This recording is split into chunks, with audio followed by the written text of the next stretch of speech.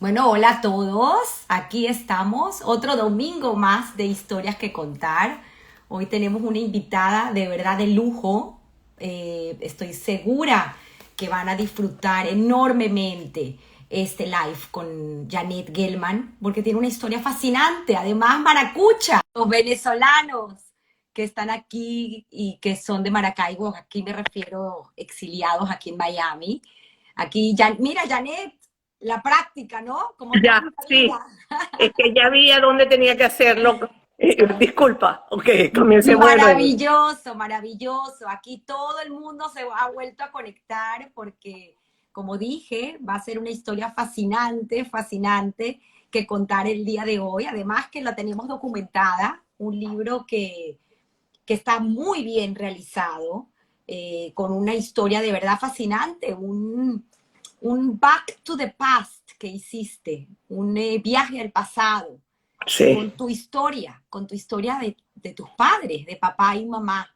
claro. Y tu historia, la verdad que es fascinante. Le comentaba a Janet ayer, cuando terminé de leer el libro, en mi viaje a Atlanta, el cual de verdad que utilicé en beneficio a mi lectura, que al final pues ya se me salieron las lágrimas, porque el descubrimiento que hace Janet personal de su historia le hace mucho, le da mucho a entender quién es. Y de verdad que es algún viaje que debemos hacer todos. Siempre lo digo, todos debemos hacer ese viaje para Sí. entender quiénes somos. Gracias, Janet.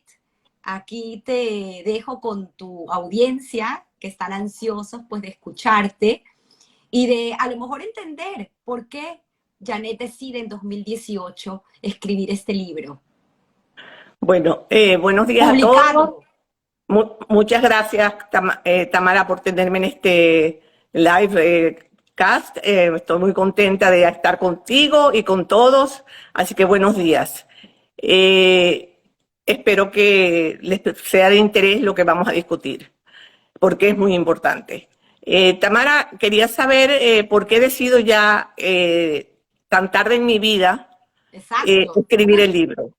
Bueno, para aquellos que sí lean el libro, sabrán que yo desde que era muy chiquita, tenía un sentimiento de soledad. ¿Por qué ese sentimiento de soledad? Vivíamos en Maracaibo, mi familia éramos cinco, mis dos hermanos, yo soy la mayor, que nací en Polonia, justo después de la guerra. Éramos cinco, pero no teníamos ni tíos, ni primos, ni abuelos, mucho menos. Y a mí eso me perturbaba, me daba un sentimiento muy fuerte de soledad y de ansiedad porque no teníamos más familia.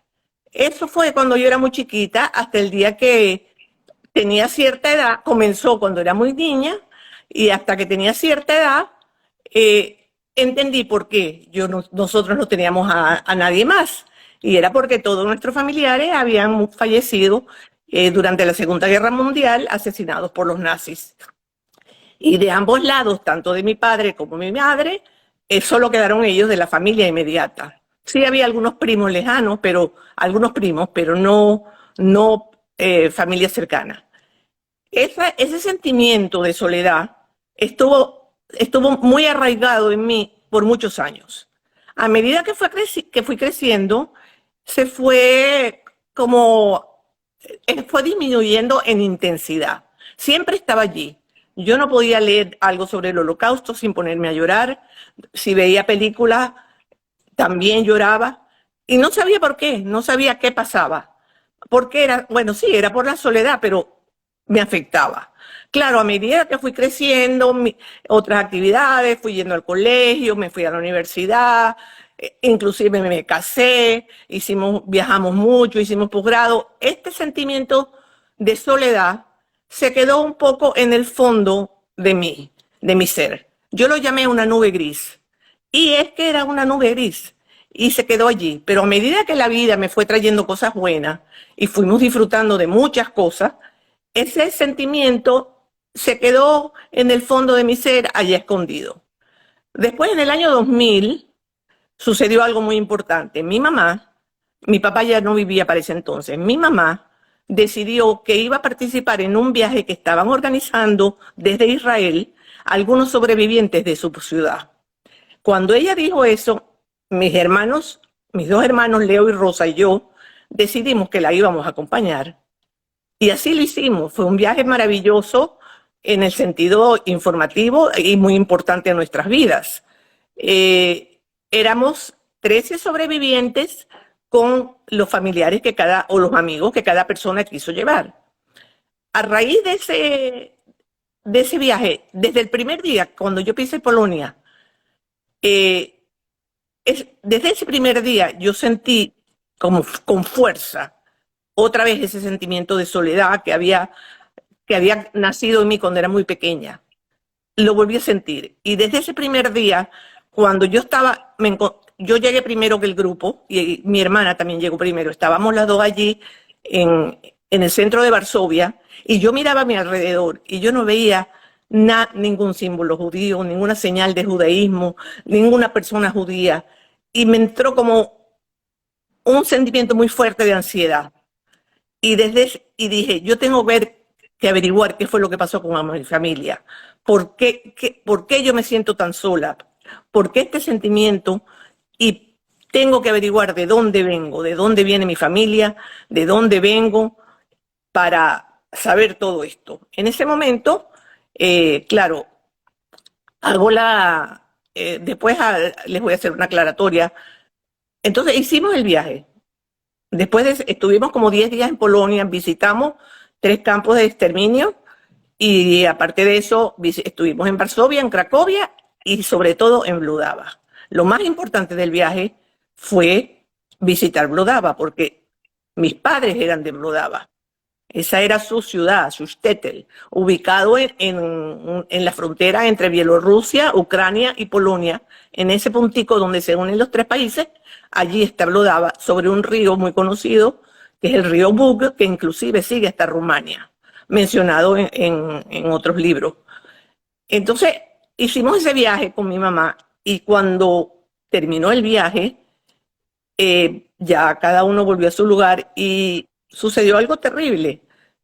Durante todo el viaje, mi mamá, perdonen que vuelva atrás un minuto, durante todo el viaje, hicimos el viaje en autobús, por supuesto, nos trasladábamos en autobús. Y durante el viaje, aunque no entendíamos a muchas personas, pero algunos nos traducían porque hablaban hebreo, cada uno fue contando su historia. Eran sobrevivientes, todos sobrevivientes. De alguna manera o de otra habían sobrevivido a la guerra. Mamá conocía solamente a su mejor amiga, que también fue al viaje a Sara, su mejor amiga. A ella la conocía y la hija de Sara, Batia, también fue con nosotros.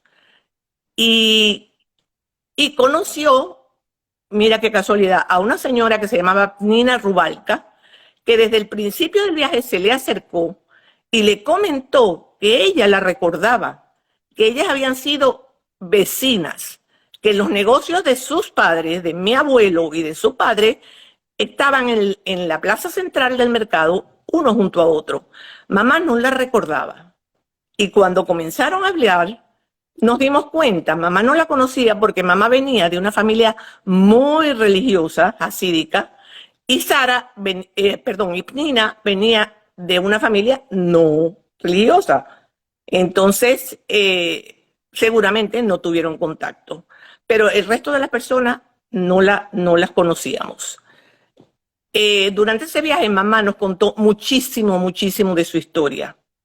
Nos contó de su historia y nos contó de la historia de papá. Y yo fui llevando un diario, fui anotando todo lo que me decía. Y yo era la que dormía con mamá. Mis hermanos dormían en otros 4 y yo dormía con mamá. Pero todas las noches llegábamos tan agotados, sobre todo emocionalmente, que yo me decía, voy a preguntarle todo esto, ponía una anotación, a mamá cuando lleguemos a Caracas. Y yo converso con más detalle de esto cuando lleguemos a Caracas. Y fui llevando las anotaciones. Pero ¿qué sucedió? Cuando terminó el viaje, mamá voló a Israel con mi hermano vive en Israel, y mamá había salido de Israel porque estaba pasando unas vacaciones allá en Israel con mi hermano y su familia. Vuelve a Israel un martes, el viernes mi hermano me llama y me dice que mamá está en el hospital. Yo estaba en Madrid, estaba todavía en Madrid, iba camino de Caracas, y cuando me dijo eso, yo inmediatamente me movilicé y el sábado llegué a Israel. Cuando llego al hospital, mamá estaba en el hospital y tenía un aspecto muy normal, conversando, tranquila. Bueno, el domingo la vamos a visitar y cuando salimos del hospital, le repite el edema pulmonar que le dio. Para hacerlo corto, cateterismo, operación del corazón, no resistió y falleció el jueves siguiente, 10 días después de haber regresado de Polonia. Yo quedé en un estado de shock, todos quedamos, total. Pero después de un tiempo me siguió germinando la idea. Cuando leí el diario y vi todo lo que hubiese querido conversar con mamá sobre su historia y sobre la de papá, me quedó como la inquietud de hacer algo con eso. Y tuve la oportunidad cuando en el 2013 nosotros decidimos venirnos a Estados Unidos, a vivir a Estados Unidos, como muchos de ustedes y muchos de los venezolanos, y yo hice varias investigaciones para ver, yo quería estudiar sobre Holocausto, estudiar sobre judaísmo, y por fin conseguí que en Boca Ratón, la Florida Atlantic University, me aceptara como investigadora, y allí había hay un profesor muy importante en Holocausto, y yo me acerqué a él y estuve no bajo su tutela porque él me consideraba como su igual prácticamente. Y entonces empecé a formalizar mis estudios sobre el Holocausto. Lo que para mí era antes como un conocimiento impresionista, sabía de los campos, sabía de muchas cosas, se convirtió en algo concreto, estudié. Y me fui acercando primero a la Segunda Guerra Mundial, después a Polonia, y después me centré en el área de Vlodava para ver qué había sucedido allí. Y decidí que iba a escribir la historia de mis padres, ahora que ya sabía perfectamente qué había sucedido en esa zona y que podía comparar lo que mis padres nos habían dejado con la historia de esa zona. Hago la salvedad de explicar que mi mamá nos dejó dos testimonios largos, importantes. Uno, ella fue entrevistada con el proyecto de Spielberg, que en Caracas, y otro, mi hijo Joseph, el segundo, también le había hecho una entrevista. Esos dos elementos, esas dos entrevistas me dieron muchos elementos para escribir. Y si leen el libro verán que allí está todo. Por el lado de mi papá, Es teníamos fascinante, te voy a interrumpir un segundo No, acá ¿cómo porque no? es maravilloso, maravillosa la lectura, como bien lo dices, muy bien documentada porque pues te dedicaste a estudiar para luego hacer tu historia familiar como una documentación de lo que sucedió. Es impresionante porque pues obviamente uno lee sobre esta semana de investigación, como siempre lo digo que me toca, es impresionante porque los testimonios de ambos, de tu padre y de tu madre, pues son testigos de lo que sucedió en ese pueblo y lo que sucedió en esta ciudad donde eran más casi 70% de judíos, 60, sí. 60 y pico por ciento, y que Sí. hoy en día pues no queda nadie, que inclusive Nadie. me permito traer a colación porque me impresionó esa visita en el 2000 de tu madre y de ustedes al pueblo, que una señora también se acercó y la reconoció que había quedado en el pueblo porque era sobreviviente, era hija de un judío casado con una cristiana. Perdona que te interrumpa, ella era cristiana y ella era hija de una pareja cristiana la mujer, hebreo el papá, y habían sobrevivido. Y cuando supo que había un grupo de sobrevivientes que vinieron a visitar Brodava, ella vino y se le acercó a mamá. Wow. Y a mamá y al grupo. Habló con a mamá y con su amiga Nina Rubalca. Es fascinante la historia, cómo la describes. Y esa historia de tu padre, que también tiene un testimonio, porque me pareció Sí. increíble estas personas que aparecen en la historia y que bien vale la pena nombrarlos y seguir nombrándolos, porque siempre aparece gente buena en Sí, dentro de esta maldad que uno no sí, entiende. Y sí. tu padre tiene una historia muy particular con esta persona y además pasó a ser parte del testigo de su historia para que fuera luego nombrado como parte de hombre justo Entre en, las naciones. en el Yad Vashem. Cuéntanos un Sí, poco sobre esto porque fue alguien muy importante sí, en la sí, historia de todo. tu padre y en la historia del pueblo. Todo eso que tú mencionas es muy cierto y eso es digno de mencionar, de contarlo porque es importantísimo. Así como teníamos dos testimonios de mamá y todo lo que nos contó en el viaje adicional, de mi papá teníamos dos cosas.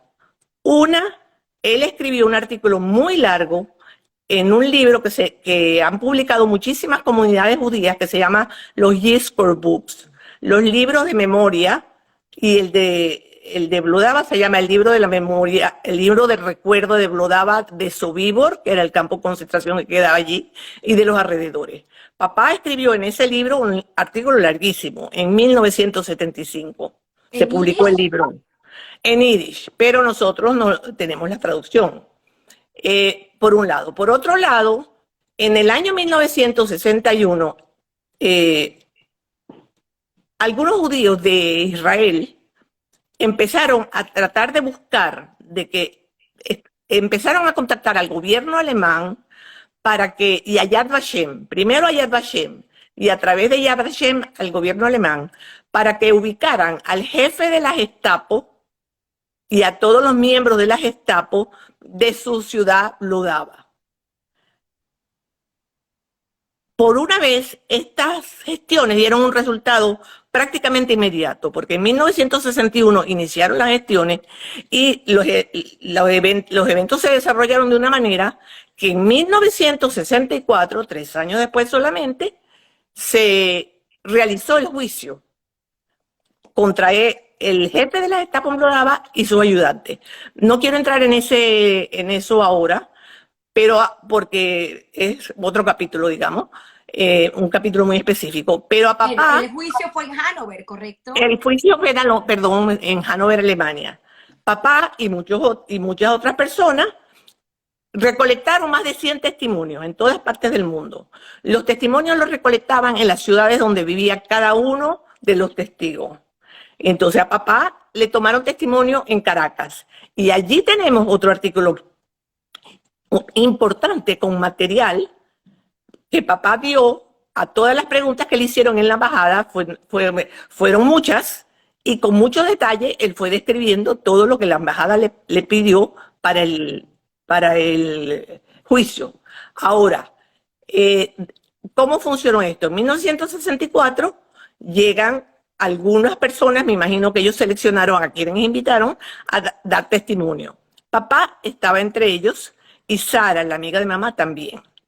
Pero aparte del juicio en sí, que fue casi como una burla, porque la sentencia que dictaron, primero el jefe de la Gestapo, que lo consiguieron y lo pusieron en prisión, lo encarcelaron muy rápidamente, porque él estaba viviendo en Alemania con su propio nombre. Estuvo 2 años viviendo con otro nombre y ya para la época en que iniciaron las gestiones para buscarlo, lo encontraron inmediatamente, porque allí estaba con su nombre y apellido. Y para hacerlo corto, el resumen de este juicio fue, después de todos los testimonios, y después les voy a hablar de la cosa importante, después de todos los testimonios, mientras se desarrollaba el juicio, Nitschke, que era el jefe de la Gestapo, se enfermó y lo sacaron del juicio, determinaron que no estaba en capacidad de seguir testimoniando, y a las otras personas que encontraron, que fueron 5, que juzgaron, les dieron unas sentencias tan cortas. A uno le dieron una sentencia de 2 años, pero como ya tenía 1 año y medio en la cárcel, solo se quedó en la cárcel 6 meses, etcétera. fueron tan ridículas que hasta la prensa alemana se hizo eco de esta situación y dijeron que todo fue una burla. Entonces, vamos a lo importante de verdad. En Vlodava, que era la ciudad de mis padres, en 1940, Vlodava era una zona que tenía muchos pantanos. Entonces, en 1940 llegó una compañía alemana llamada Rode a esta ciudad a pesar de que era plena guerra y plena persecución de judíos, llegó a toda esa zona, no solamente la ciudad, sino todo alrededor, los alrededores, a desecar pantanos, a encauzar aguas, a hacer todo tipo de trabajo. Y vino para dirigirlo esto un señor llamado Bernhard Falkenberg. Él llegó a Vlodava en noviembre de 1940. Y desde que llegó, Falkenberg fue una persona extraordinaria. Con mucha inteligencia y mucha sagacidad, se dio cuenta inmediatamente de toda la persecución a los judíos. Y él necesitaba trabajadores, y el Judenrat se lo facilitó. Empezó utilizando 100 y pico de trabajadores, y llegó un momento en que tenía 2.000 empleados. Falkenberg, de esta manera, porque él se dio cuenta de lo que estaba pasando y era una excelente persona, de esta manera ayudaba a estos 2.000 judíos, porque estos 2.000 judíos, primero que nada, tenían permiso de trabajo. Entonces, si los detenían en la calle, cualquiera de los miembros de la Gestapo o de la policía mostraban su permiso de trabajo y eso los ayudaba. Y las raciones de comida eran un poco mayores. Además, Falkenberg, que estaba de parte de los judíos, pero que se llevaba muy bien con los alemanes, él era alemán, se llevaba muy bien con los alemanes. Cada vez que sabía que iba a haber una acción importante contra los judíos, los avisaba y trataba de ayudarlos.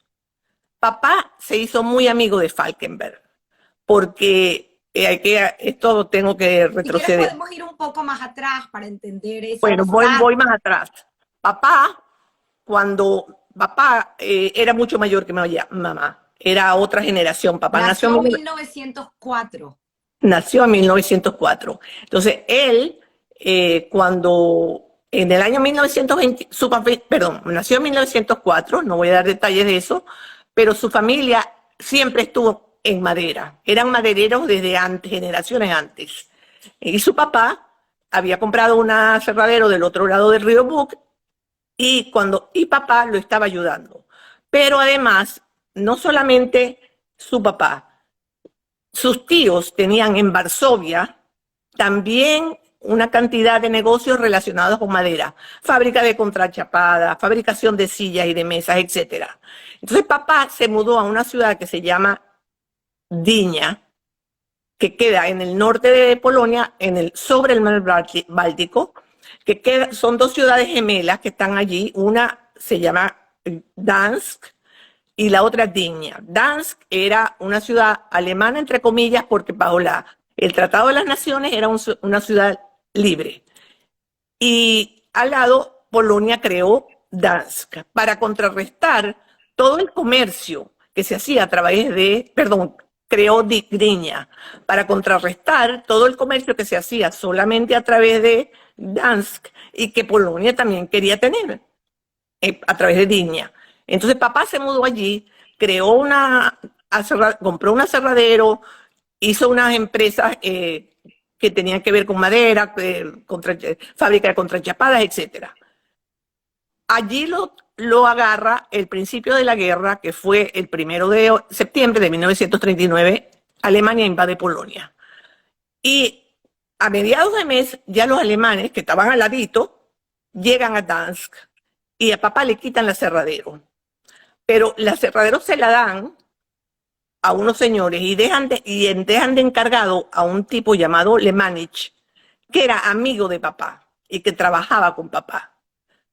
Llega 1940, papá se devuelve a Vlodava, por supuesto, cuando comenzó la guerra. Y tenía su familia, obviamente.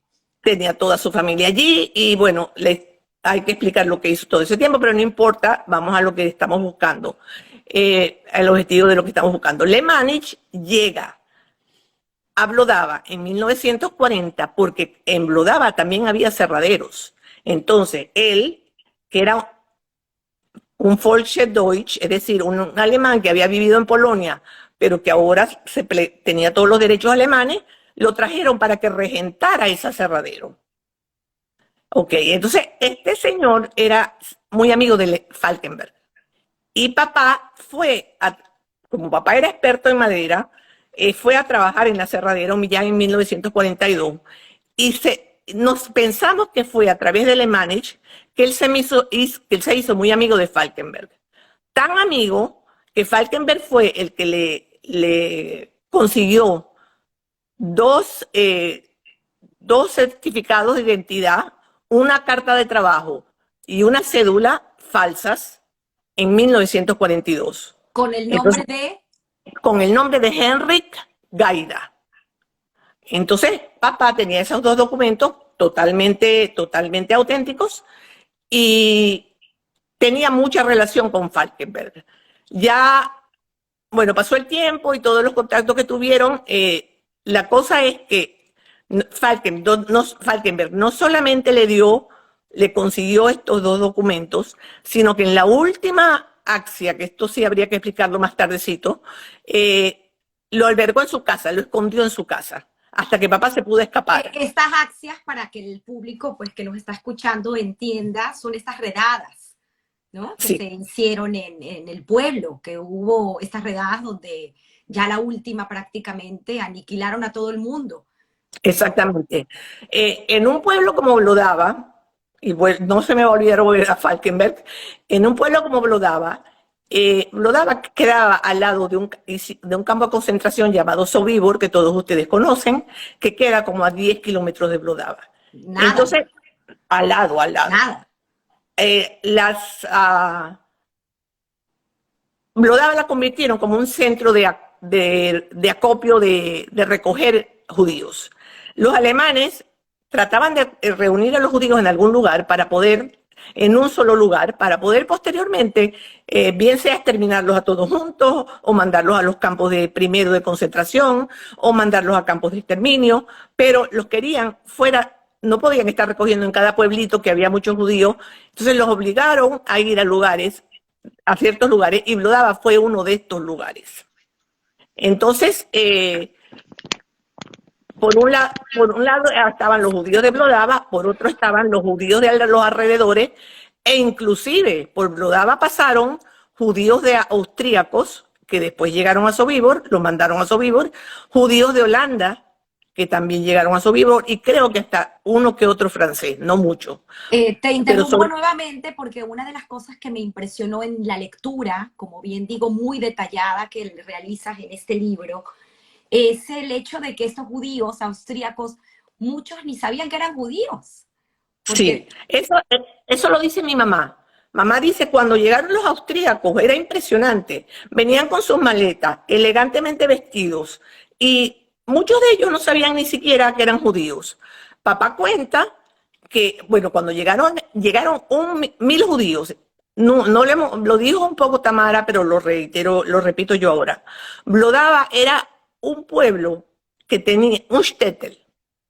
Muchos lo consideran shtetl, aunque era un poquito no tan grande, pero no tan chiquito ni tan grande.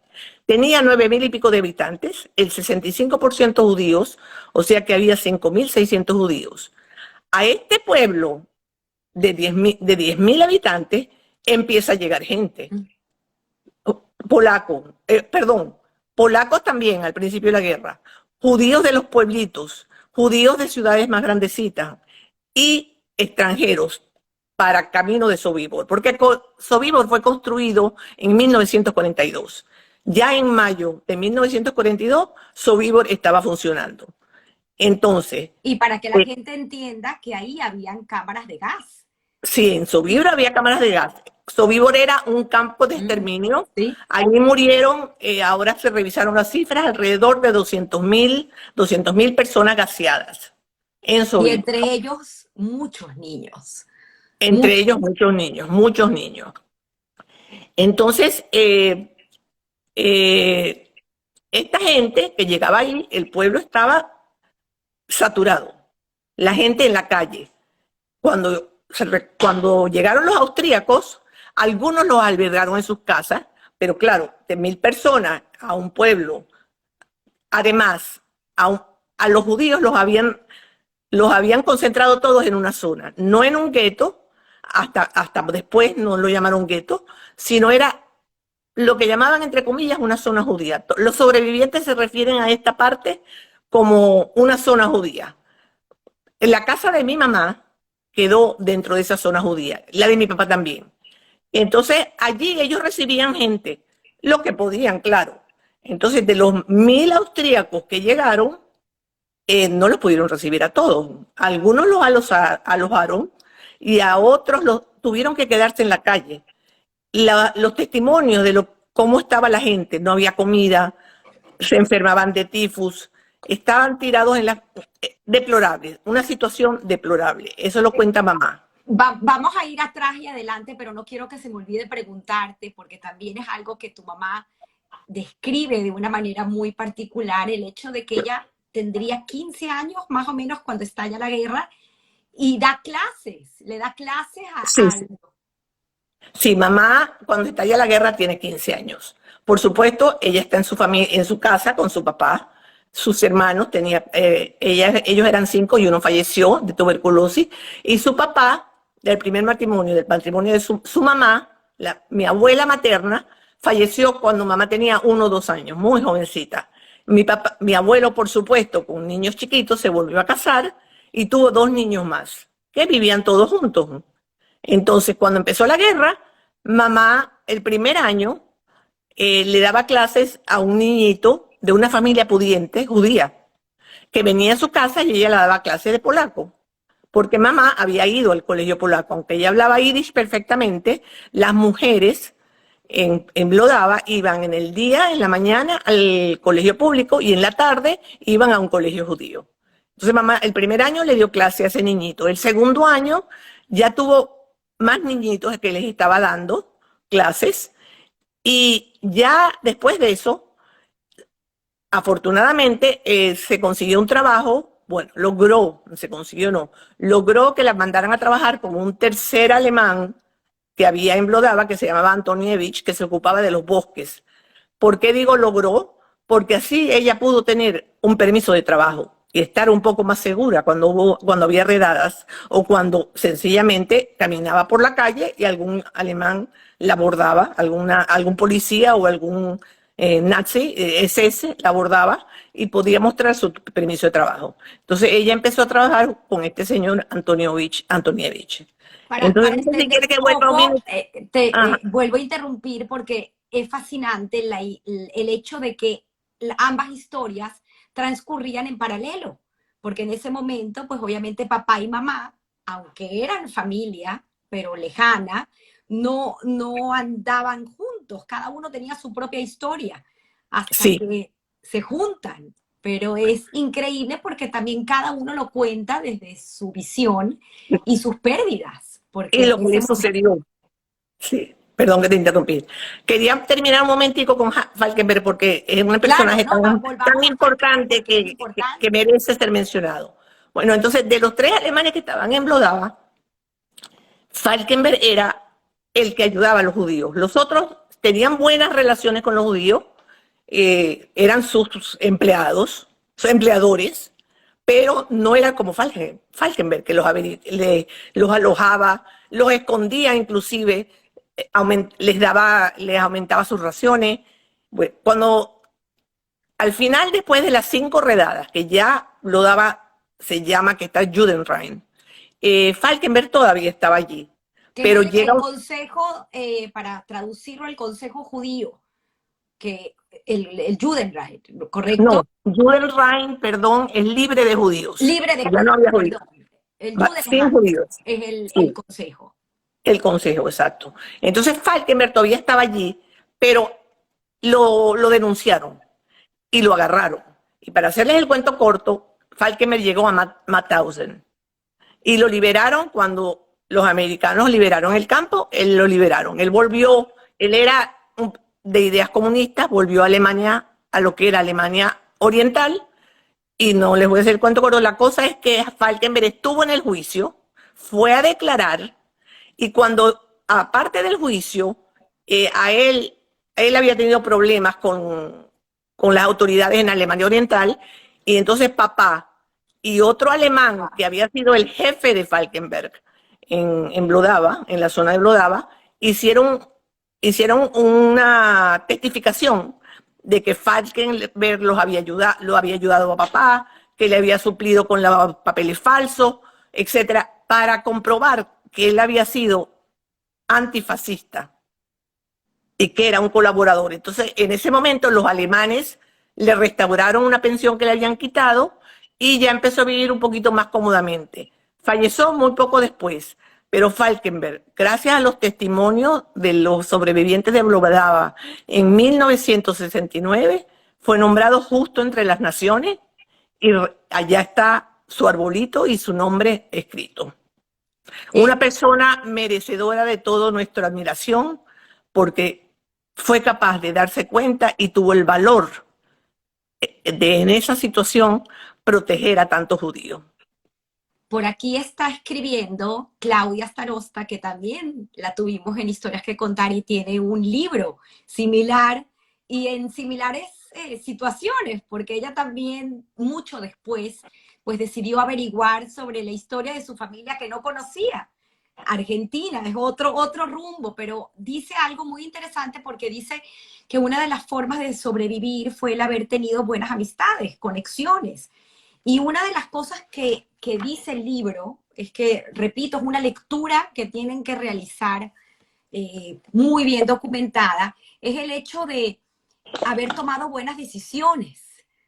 Y tu mamá lo dice en repetidas oportunidades porque dice que por ella, pues en su momento, su padre fue el que tomaba decisiones por ella, su hermana, que lastimosamente falleció, Esther, una ya de sus hermanas, porque todos fallecieron, tomó decisiones por ella, y luego tu padre fue quien pasó a tomar decisiones por ella, decisiones acertadas, porque hay que entender el contexto, como tú bien lo dices, y esas decisiones que también me llama mucho la atención, porque cuando conversé con Janet, su historia personal y su historia de estudios desde muy joven, una de las preguntas que le hice es, ¿de dónde tus padres, sobrevivientes de la guerra, hicieron de esa familia una familia con estos hijos que todos son brillantes y aparte los nietos, todos son una familia muy estudiosa? ¿De dónde esas ganas de estudiar? Y una de las cosas que pude absorber del libro es esas ganas de tu padre de, a pesar de la situación en la que se encontraba, era una persona muy leída, muy culta, al igual que tu madre, y pienso que eso es lo que les permitió en todo momento tomar estas buenas decisiones, que lo que al final hizo fue salvarse, aunque se salvaron solamente ellos, es lo triste, y ese sentimiento de culpa que luego cargaron por mucho tiempo. Sí, toda la vida. Esa historia entonces de esa toma de decisión, si quieres, obviamente no podemos contar todo el libro porque si no la gente no lo va a leer, pero en situaciones muy particulares que pues hicieron que tu padre salvase a tu madre. Mira, vamos a un previo para contar. Papá y mamá eran primos segundos. Seguramente sabían quiénes eran cada uno de ellos, por supuesto, porque eran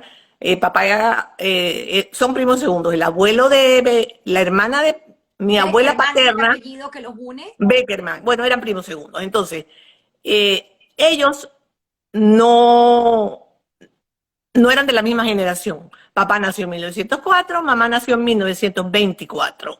¿Ok? Y cuando empezó la guerra, mamá era una jovencita de 15 años. Muy bella. Mamá era muy bella. Si ven la portada del libro, ven su... Y por ahí tienes una foto que me dijiste que conseguiste también. Tengo una foto para que la vean, pero esta ya no es de esa época. Esta es cuando Rafael y yo nos comprometimos. Esta es mi mamá. Qué bonita. Sí, muy bella. Y este es mi papá, conmigo, los dos conmigo ese día. Entonces, ellos eran de generaciones diferentes. Nosotros sabemos que papá hablaba muy bien polaco. Si no hubiese hablado bien polaco, no hubiese podido sobrevivir. y pasar por todas las cosas que pasaron, hablaba bien polaco, hablaba yiddish y hablaba hebreo, por supuesto, y un poquitico de alemán, parece. Mamá solo hablaba polaco e yiddish, pero papá fue un hombre muy sagaz y muy inteligente. Sara, la amiga de mamá, siempre decía, es que todos sabíamos que tu papá era una persona muy, muy inteligente. ¿Cómo sabía Sara que era amiga de mamá, digamos, desde la guerra, no antes? En cambio, Sara sí conocía a la familia de papá, porque en la casa de Sara había lo que llamaban un Steibele, que era una casa de oración pequeña. Y los sábados, con mucha frecuencia, la familia de papá, mi abuela paterna, iba a rezar allá. Entonces Sara sí conocía a papá, aunque también era de otra generación, porque Sara era de la edad de mi mamá. Pero ambos, cuando llegamos a Venezuela no, cuando nos fuimos educando, perdón, en mi casa era muy importante la educación. No nos decían, tienen que estudiar una carrera. No, pero estaba sobreentendido. Era importante que estudiásemos, era importante que saliéramos adelante, que escogiéramos una carrera. Papá era más bien yo lo llamaría, después de la guerra, intelectual.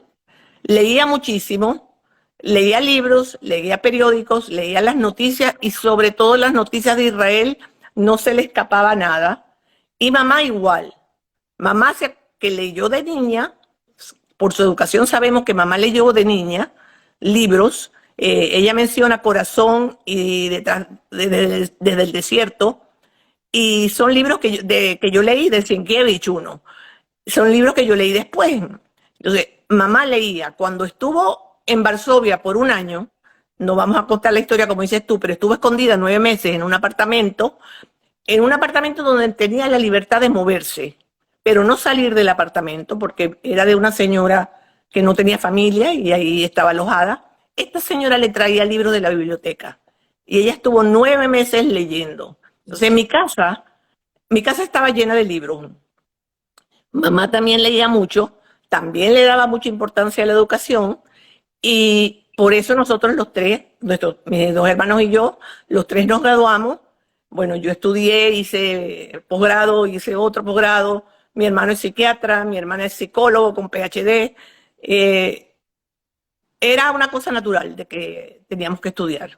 No nos obligaban, no insistían en ello, pero se sabía que eso era importante para el futuro de cada uno de nosotros.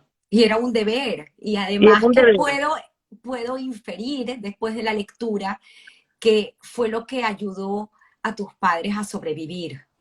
Y creo que es parte importante de por qué debemos ser educados. Bueno, mis padres se dedicaron a nosotros. Eso fue una cosa que yo sentí toda la vida, muy, muy dedicados a nosotros. Eh, y fíjate, en lo que mis padres tuvieron una posición económica un poco más holgada, bueno, no dijimos que nos mudamos a Maracaibo.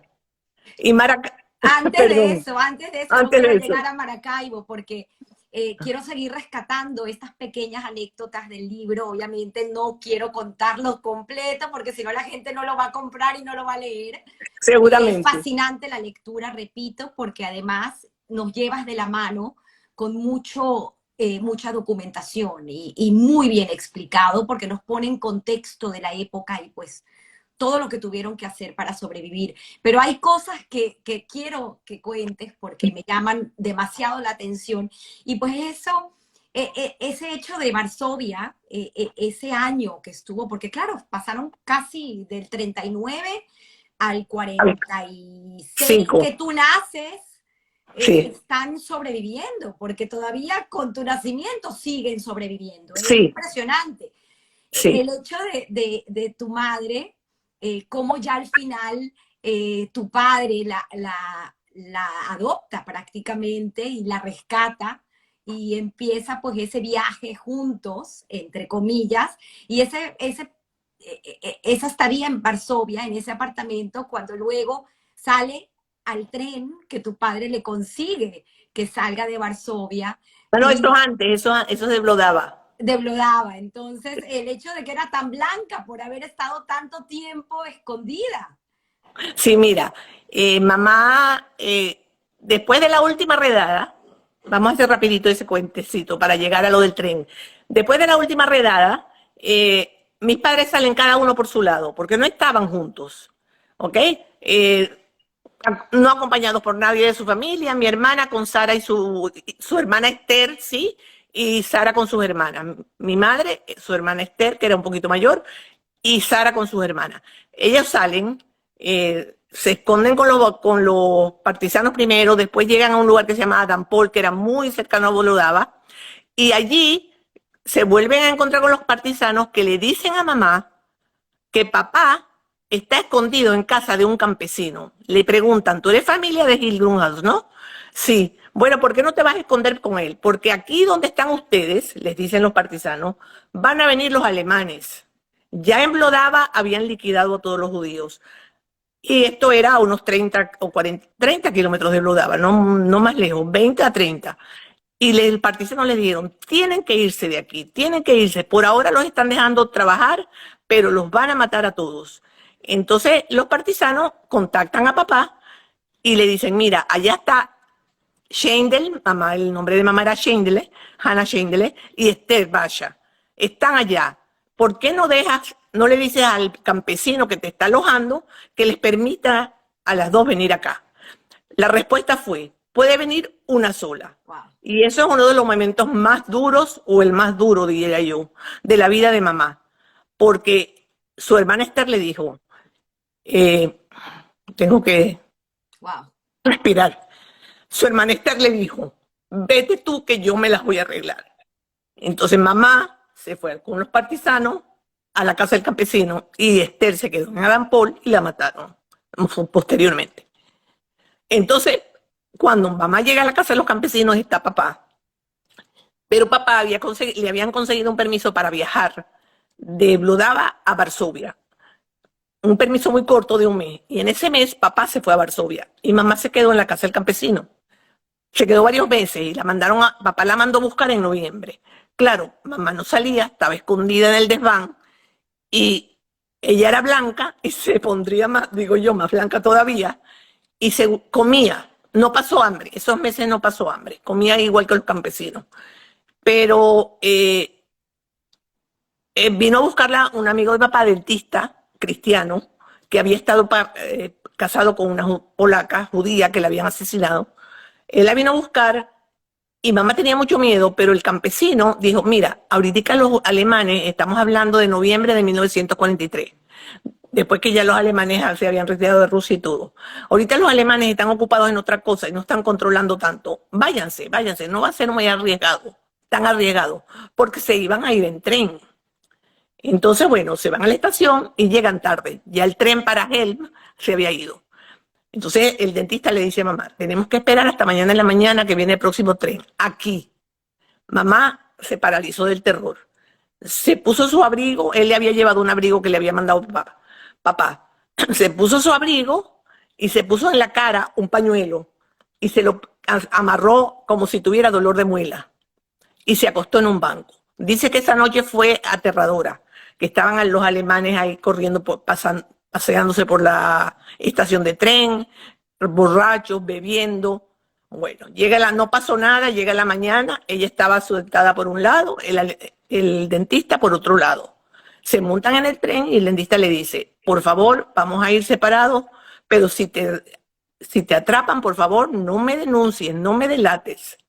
Se montaron al tren y el conductor, cuando le vino a pedir a mamá el ticket, se dio cuenta que era judía. Entonces le hace este comentario, pájaro raro, ya no se ven casi por estos lados. Bueno, allí tenemos el factor suerte. El conductor la reconoció, se dio cuenta que era judía, sabía que ya no había casi judíos por ahí y no la delató. Entonces, mamá dice que esa fue la única vez que ella sí vio la muerte cara a cara. La única vez. Las otras veces no fue exactamente así. Bueno, el conductor la dejó seguir y ya llegó después de eso fue que llegó a Varsovia, papá le había conseguido que se quedara en un apartamento de de esta señora y bueno, no pasó nada. Pero allí vemos el factor suerte, que Total. fue tan importante en la vida de todos los sobrevivientes y los no sobrevivientes, porque este señor lo hubiera podido denunciar sin ningún problema. O cuando estaba acostada ahí en la estación, algún soldado se le hubiera podido acercar, quién sabe para qué, y se hubiera dado cuenta que era judía. O sea que ahí, para ella, fue el factor suerte. Exacto. Aquí hay un comentario donde, pues obviamente en el libro hablan mucho del tema de la intuición y la suerte, pero el tema de la intuición, pues a mi punto de vista va muy ligado al conocimiento y tu papá pues siempre estuvo atento a leer qué era lo que estaba pasando y creo que eso también fue Sí, al final sí. lo que le permitió pues tomar las decisiones correctas. Papá El, tomó el, varias decisiones correctas a y lo largo de ya al todo final, esto. el hecho de haber decidido, porque ya prácticamente ellos sobrevivieron como polacos, no Sí, había judíos, se hicieron pasar como polacos, pero tu papá es el que toma la decisión de ir a Alemania. mira, ok, papá y mamá se fueron a Varsovia, papá desde julio del 43, mamá desde noviembre del 43. Llega el año, mamá, bueno, se quedan en Varsovia, cada uno en un apartamento, se veían muy rara vez, muy poco, porque no, y se quedan separados por una sola razón. Se quedan separados porque si a uno, para tratar de sobrevivir a alguno de los dos, es decir, si a alguno lo atrapan, el otro pudiera quedar vivo. Entonces, por eso es que estaban separados y no juntos. Llega, todos los que conocen la historia saben que el 1 de agosto de 1944 hay el levantamiento polaco de Varsovia. Los polacos deciden que van a tomar una acción, han estado preparando levantamiento polaco. No voy el cuento es corto, está en todos los libros de historia, y para finales de septiembre, principios de octubre, los polacos no lograron hacer nada y los alemanes retoman la ciudad y evacúan la ciudad. Mandan a todos los polacos a salir de Varsovia. Papá y mamá en ese momento, con aquella confusión que había, estaban con los polacos y en ese momento nadie estaba buscando judíos, ni polacos ni alemanes. Era una guerra entre polacos y alemanes, punto, sin judíos. Porque claro, los alemanes también sabían que habían liquidado prácticamente a todos los judíos de Varsovia. Entonces salen de Varsovia y los llevan a unos campos de trabajo, unos campos de concentración que había allí. Había uno muy grande y otros más pequeños. A ellos les tocó en el más pequeño. Entonces los alemanes les dieron a los polacos, dentro de todo, cierta opción. Le dijeron, uno, pueden irse a Polonia, dentro de Polonia, al lugar que quieran. Otro, necesitamos trabajadores en Alemania, pueden ir a trabajar a Alemania. Y la tercera era que los iban a mandar a campos de concentración. Entonces papá le dice a mamá, mira, aquí la única solución que sirve para nosotros es que nos vayamos a Alemania. Porque en Polonia, campo de concentración, nos matan. Dentro de Polonia, los polacos reconocen a los judíos muchísimo. Entonces, no vamos a ir, vámonos a Alemania. Se presentaron como voluntarios que ellos querían ir a Alemania y llegan y efectivamente fueron. No voy a dar los detalles del viaje, no importa. Llegaron a un lugar en la Alta Silesia que se llama Bauerwitz y después a Leobschutz. Y allí mamá estaba trabajando, mamá consiguió trabajo después de una gran dificultad porque nadie la quería emplear porque era muy delgadita y se veía débil y pálida. Consiguió trabajo con unos campesinos y papá sí, inmediatamente consiguió trabajo. Primero él trabajó en una fábrica de harina, como no le gustó se pudo pasar a una fábrica textil. En este lugar, Leobschutz, se ha hablado mucho de trabajo esclavo, slave labor, que también los alemanes hicieron hacer a los polacos sobre todo. Pero los trabajos de papá y mamá en este lugar fueron muy fáciles con sus detalles. ¿Qué quiere decir fáciles? Ellos estaban en libertad de moverse dentro de ese lugar. En los documentos que tienen decía, trabaja para fulano de tal y no puede moverse de esta zona. Entonces ellos estaban bien. Papá parece que en ese momento los alemanes habían reclutado a todos los hombres jóvenes que se habían ido al ejército. Entonces papá, en esa fábrica que estaba de textil, venían, él sabía, no sé cómo sabía arreglar cosas, artefactos, entonces las mujeres le traían las cosas que se les habían echado a perder, le pagaban con comida, y mamá estaban con unos campesinos. Los campesinos tenían una hija y un empleado, un empleado. Y mamá tiene un cuento muy cómico. La campesina eran mayores, eran personas de casi 70 años, y la campesina le dice un día a mamá, bueno, trabajaba fuerte, eso dice que era trabajo fuerte, pero comía bien y se sentía, por primera vez, se sentía en libertad. Porque a veces inclusive iba al pueblo a hacerle, a comprarle cosas a la campesina. Entonces la campesina le dijo que tenía que ordeñar las vacas. Y mamá dice, ordeñar, yo no sé hacer eso, ¿cómo hago eso? Entonces la campesina dijo, bueno, si no haces tú eso, vamos a ponerte a otra cosa. Y mamá se dijo, no, yo tengo que aprender. Y aprendió a ordeñar las vacas para no recoger el sucio, una labor más difícil. Y en ese pueblo estuvieron hasta marzo de 1945, cuando ya los rusos llegaron a esa zona y liberaron a todo el mundo. Y se casan. Sí, inmediatamente después de eso, bueno, papá decide esperar a los rusos. Cuando ya sabía la gente que los rusos se acercaban, los alemanes mandaron a evacuar el pueblo. Pero papá y mamá, no, papá le dijo a mamá, no, nosotros no vamos a irnos con los alemanes. Otra decisión importante. Otra decisión importante, nos vamos a quedar aquí hasta que lleguen los rusos, porque cuando lleguen los rusos nos podemos empezar a devolvernos a Polonia, porque claro, los rusos venían del este y Polonia estaba al este de ese lugar donde ellos estaban. Entonces él dijo, bueno, ahora con eso podemos devolvernos. Y así hicieron, se quedaron allí hasta que llegaron los rusos, no muchos días. Y bueno, ahí hay unas cuantas anécdotas que por las cuales pasaron, pero cuando ya comenzaron a regresar, fueron andando hasta la frontera de Polonia, y cuando ya llegaron a Polonia, el gobierno polaco le estaba dando a todas las personas unos boletos para poder viajar gratis por todo el país. Entonces ellos empezaron a tratar de llegar a Vlodava, pararon en Lodz no encontraron a nadie conocido, y allí fue que decidieron casarse el 31 de marzo, y con unos testigos, consiguieron unos judíos y con unos testigos hicieron un matrimonio, y así como se lo permite la ley. De ahí siguieron a Lublin y finalmente llegaron a Vlodava.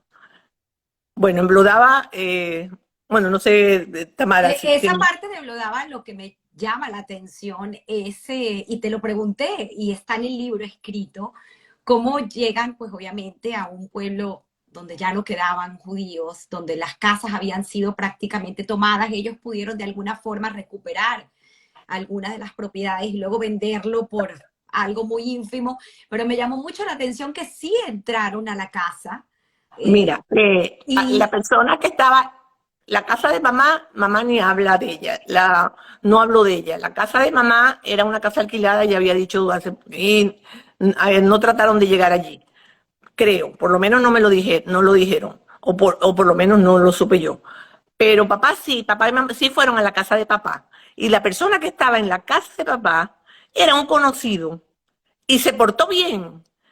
Los dejó entrar, y no solamente los dejó entrar, sino que se quedaron varios días con él. Y después decidieron irse, porque claro, no iban a instalarse allí.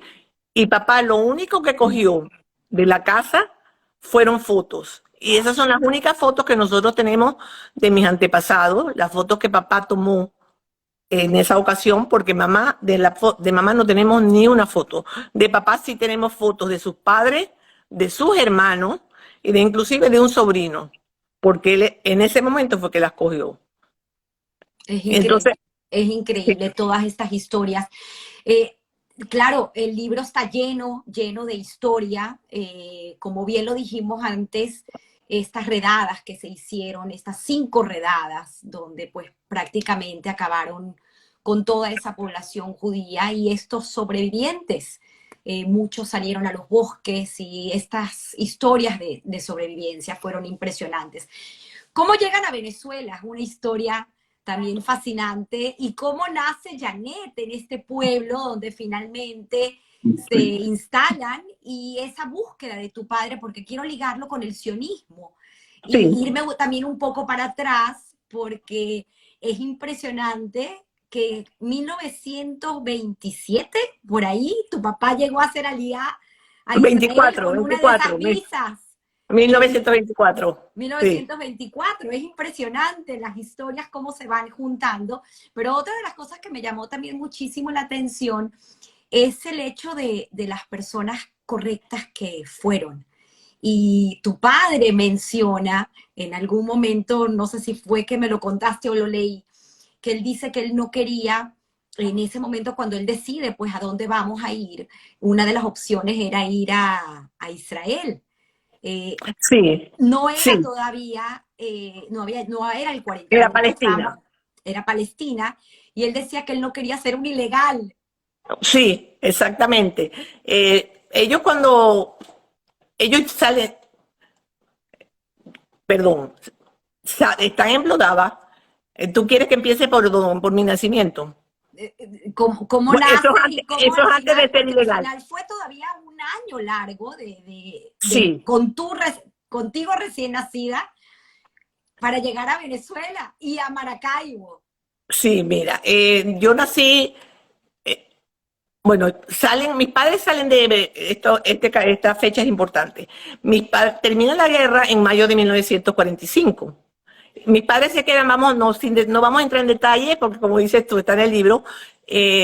Mi madre se instala en una ciudad que se llama Stettin, porque después de la guerra, una de las cosas, el capi- una de las cosas que más asombró a los sobrevivientes es el antisemitismo que seguía perdurando en Polonia. Antisemitismo, por un lado, me imagino yo, a papá y a mamá no les sucedió eso, pero me imagino yo que, por un lado, todos aquellos polacos que se habían instalado en propiedades de judíos, no querían que los judíos regresaran y les quitaran las cosas. Eso, claro. Pero por otro lado, seguía tan fuerte, fue tan fuerte la indoctrinación del nazismo, que cuando termina la época nazi, los polacos que ya eran un poco antisemitas siguen en las mismas condiciones que los nazis, persiguiendo judíos. Los judíos que volvían tenían que estar muy atentos a todo lo que sucedía. Los atacaban en los trenes, los atacaban en sus casas, inclusive en Polonia hubo, en Cracovia, en julio, un pogromo que se originó por una cuestión de libelo de sangre, pero que mataron a varios judíos, hirieron a otros y fue una cosa muy Julio del impresionante. 45, para que la gente Junio del entienda la cuarenta y fecha. cinco, Sí. claro, y entonces todos los sobrevivientes, si ya tenían temor y sentían el antisemitismo, aquí lo sintieron con mayor fuerza. Dijeron, ¿esto qué puede ser? Entonces el gobierno polaco, que por un lado no castigaba demasiado porque hasta la milicia polaca estaba involucrada en estos actos antisemitas. Y el gobierno polaco se hacía la vista gorda un poco. Pero viendo lo que estaba sucediendo, les ofreció a los judíos en una ciudad que se llama Stettin, les ofreció que se fueran a instalar allá. ¿Por qué allá? Porque allí ya ellos habían expulsado a todos los alemanes que estaban en Stettin. Y había muy pocos polacos, no habían empezado a entrar polacos. Como había sido una ciudad solamente alemana, no hubo polacos durante la guerra. Los polacos que ahí vivían inicialmente no estaban. Entonces había muy pocos polacos y muchos alemanes y los rusos. Entonces, perdón, no había alemanes porque ya habían salido, pero rusos sí. Entonces les ofrecieron instalarse allí. Les dieron apartamentos, le ofrecieron que abrieran negocios y la amiga de mamá Sara con su marido y un grupo de personas se fueron para Stettin.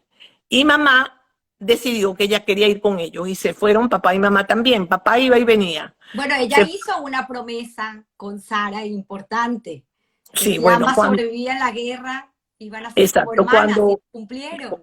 haciendo un paréntesis, mamá cuando antes de irse a la casa del campesino, que les conté ya, eh, ella se separó de su hermana Esther y de Sara y sus hermanas. Pero a Sara, claro, Esther era su hermana, no tenía que hacerle este tipo de promesas, pero a Sara, Sara y ella se dijeron, si sobrevivimos la guerra, vamos a ser como hermanas. Wow. Y las dos sobrevivieron.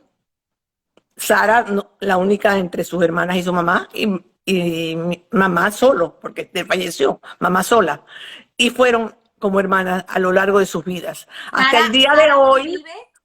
a Sara aún vive 98 años. Hasta el día de hoy, Wow. yo hablo con ella por teléfono, con un inglés chapuceado el de ella, pero me llaman, hacemos un WhatsApp con su hijo y conversamos y todavía vive. Wow. Entonces, bueno, estaba toda esta gente en Stettin, ya mamá estaba embarazada y yo nací en enero.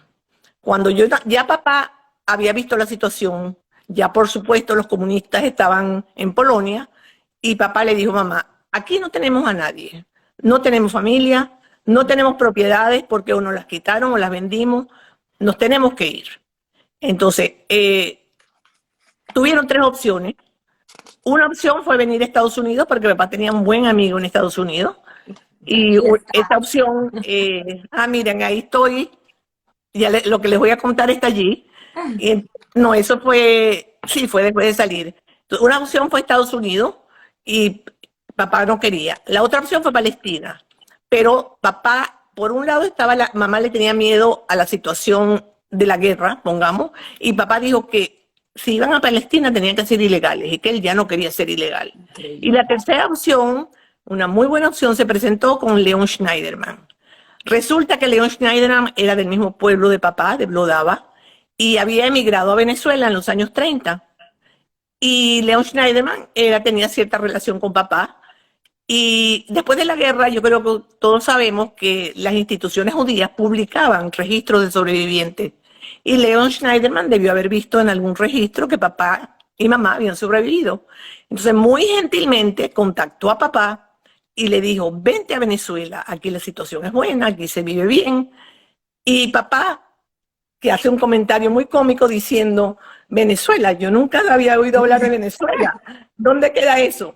Y lo único que logró que le dijeran es que Caracas tenía un clima maravilloso, que era una eterna primavera. Entonces decidieron venirse a Venezuela. Esto fue muy rápido. Lograron salir escapándose de Stettin, cruzaron la frontera en marzo. Estuvieron en un campo de desplazados en Berlín, estuvieron hasta finales de mayo. ¿Con qué documento? Eso también no lo mencionamos y vale la pena mencionarlo porque al final tu mamá adopta el nombre de Alexandra. Bueno, mira, yo les conté que en 1942 a papá Falkenberg le había dado dos documentos con Henry Caida y a mamá le habían dado un certificado de nacimiento de la Iglesia Ortodoxa. Y en ese certificado de nacimiento ella se llamaba Alexandra Chikiewicz. ¿Por qué en 42? ¿Por qué hasta el 42 no tienen documento falso? Porque hasta el 42 no comenzaron las redadas.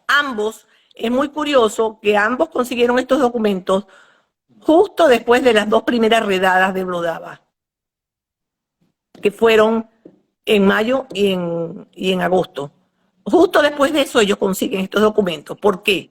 Porque mientras ellos vivían en Vlodava, papá era conocido. Los alemanes lo conocían, los polacos lo conocían, porque papá ayudaba un poquito al Judenrat. Él iba a Varsovia, volvía, en fin. Y mamá también era conocida porque estaba allí, vivía allí. Si era necesario ubicarla, la ubicaban. Entonces ya ellos, para protegerse y pensando en que, me imagino yo, pensando que iban a tener que salir de Vlodava o esconderse, tenían documentos falsos. Entonces, cuando ya termina la guerra, ellos vuelven a Vlodava y en Vlodava les dan certificaciones donde aparecen con sus nombres y apellidos. Y ya ahora, con esos documentos pueden viajar y con eso llegan cuando llegan al campo de desplazados, que ustedes saben que en esos campos llegaba gente de todas partes, de todos los países de Europa, todos los sobrevivientes, perdón, no de todos los países, sobrevivientes de los países de Europa, pero venían de Polonia y de Alemania, de esa zona. Entonces llegaron a esos campos y ahí les daban identificación. Entonces y mamá tenían identificación para estar en los campos. Cuando ellos se ponen de acuerdo con Schneiderman les dice, bueno, van a venir a Venezuela. Entonces papá y mamá se contactan con el Joint, o el Joint se contacta con ellos, mejor dicho. Y el Joint nos saca de Berlín, vamos a Frankfurt. Las fotos que les enseñó Tamara son de Frankfurt y de Berlín. Nos sacan de Frankfurt para encaminarnos a París, porque desde París es que vamos a salir. Y llegamos a París en agosto. Allí en París ya nos dieron documentos perfectos para todos nosotros, permiso de lo que llaman la carte de séjour, permiso de estadía, todos esos documentos los tengo y ya estamos ahí. Y el Joint cubría todas nuestras necesidades.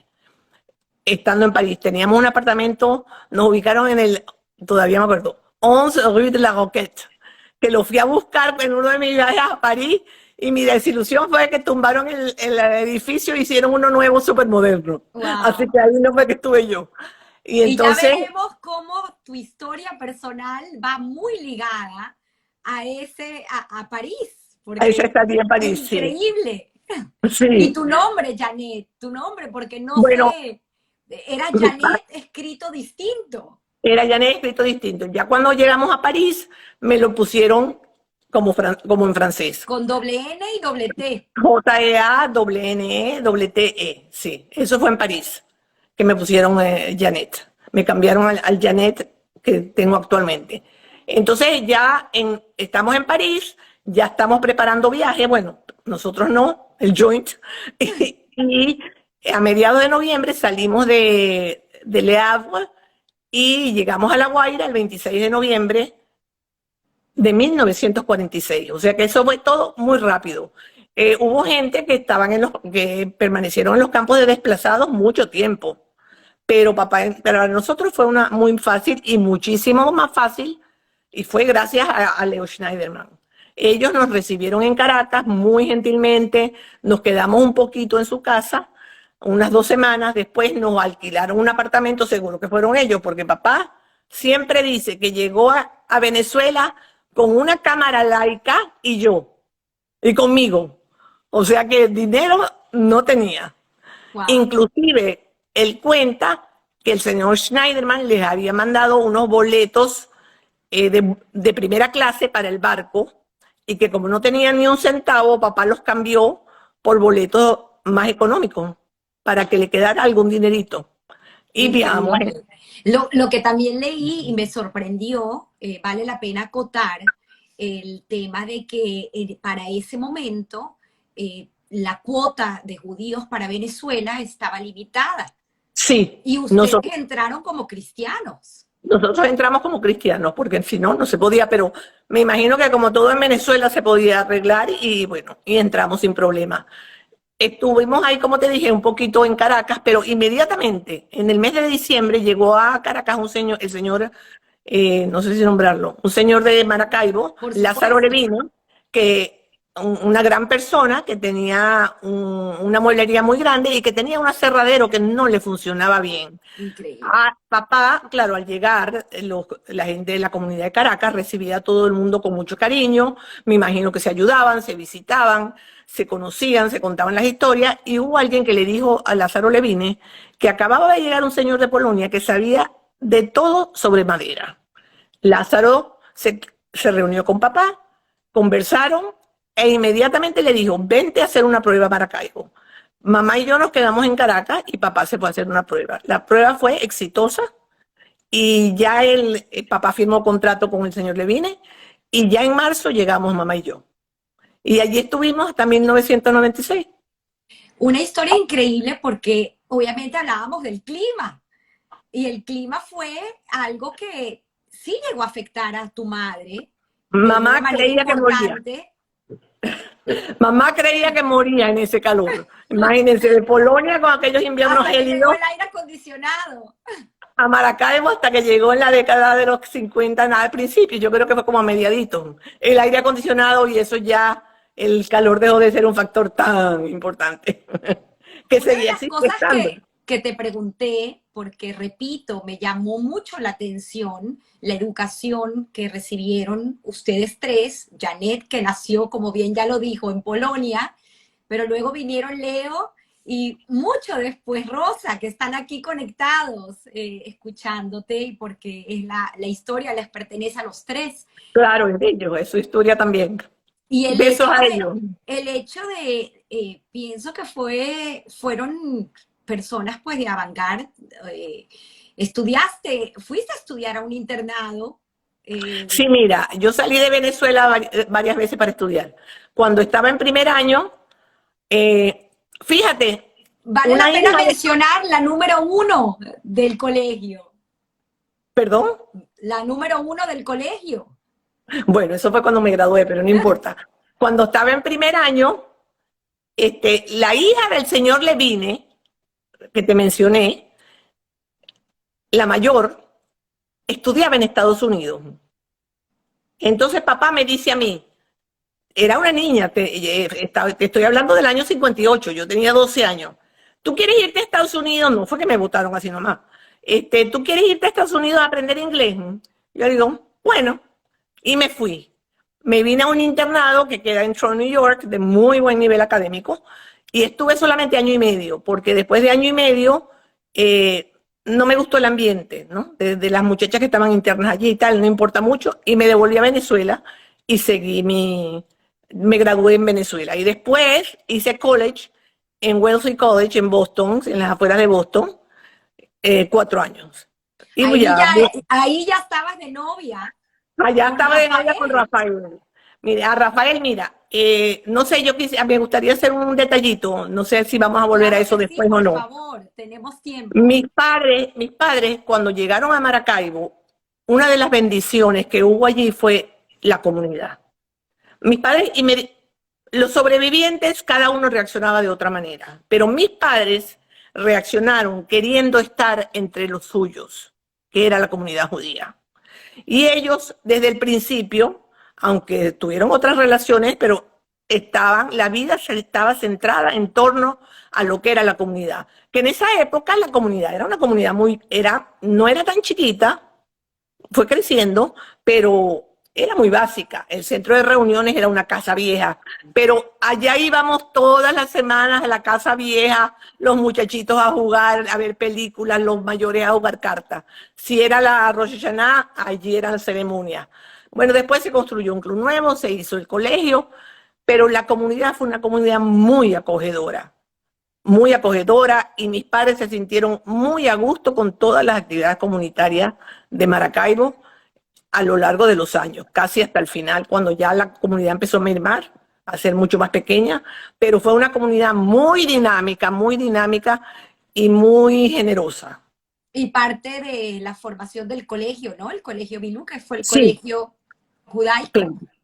Yo no estuve en el Colegio Bilú porque el Colegio Bilú lo crearon en 1953. Ya en 1953 yo tenía 7 años y ya yo no estaba en primero. Y entonces ellos abrieron primer grado, el año siguiente abrieron segundo. Y yo siempre iba uno más arriba, nunca estudié en el Colegio Bilú. Pero mis hermanos sí estudiaron los dos ahí. Pero, el primer More de Maracaibo, los Blecher, ellos llegaron, no sé en qué año exactamente, ellos estuvieron después en Caracas. Ellos nos daban a nosotros clases por las tardes, a los muchachos que no, al grupo de mi edad, que no podíamos asistir al colegio, nos daban clases por las tardes y teníamos una rochela completa con todas esas clases. No sé si aprendíamos, pero gozamos mucho. Qué La increíbles pasamos muy historias. bien. Qué increíbles historias. Y como bien lo decías, pues fuiste a estudiar una vez graduada a los Estados Unidos y Sí. el hecho de que eras muy buena en las matemáticas, esa es la parte que también me parece fascinante, porque terminas Pues mira, estudiando y haciendo una especialización en francés y en historia. Es fascinante. sí, mira, yo fui muy buena en matemáticas en el colegio, la verdad que sí. Pero cuando llegué a Wellesley, hice mi primer año pensando en que me iba a especializar en matemáticas, pero después se me volvió todo muy abstracto. Me quedé, estaba como insatisfecha y no me gustaba como major. Y después entonces me cambié a idioma moderno, escogí francés como idioma y como veía literatura, historia, todas esas cosas, estaba más, y me gustó. Y seguí en esa ruta, inclusive yo hice después una maestría de literatura española en España, después estuvimos en Francia, hice en enseñanza del francés y después hasta llegué a empezar el doctorado en París, pero no lo terminé. Todavía para entender todo ese movimiento de países, que fue fascinante, te casas con Rafael. Bueno, eh, Rafael, mi novio de la infancia, éramos novios desde chiquitico. Nos conocíamos desde niños.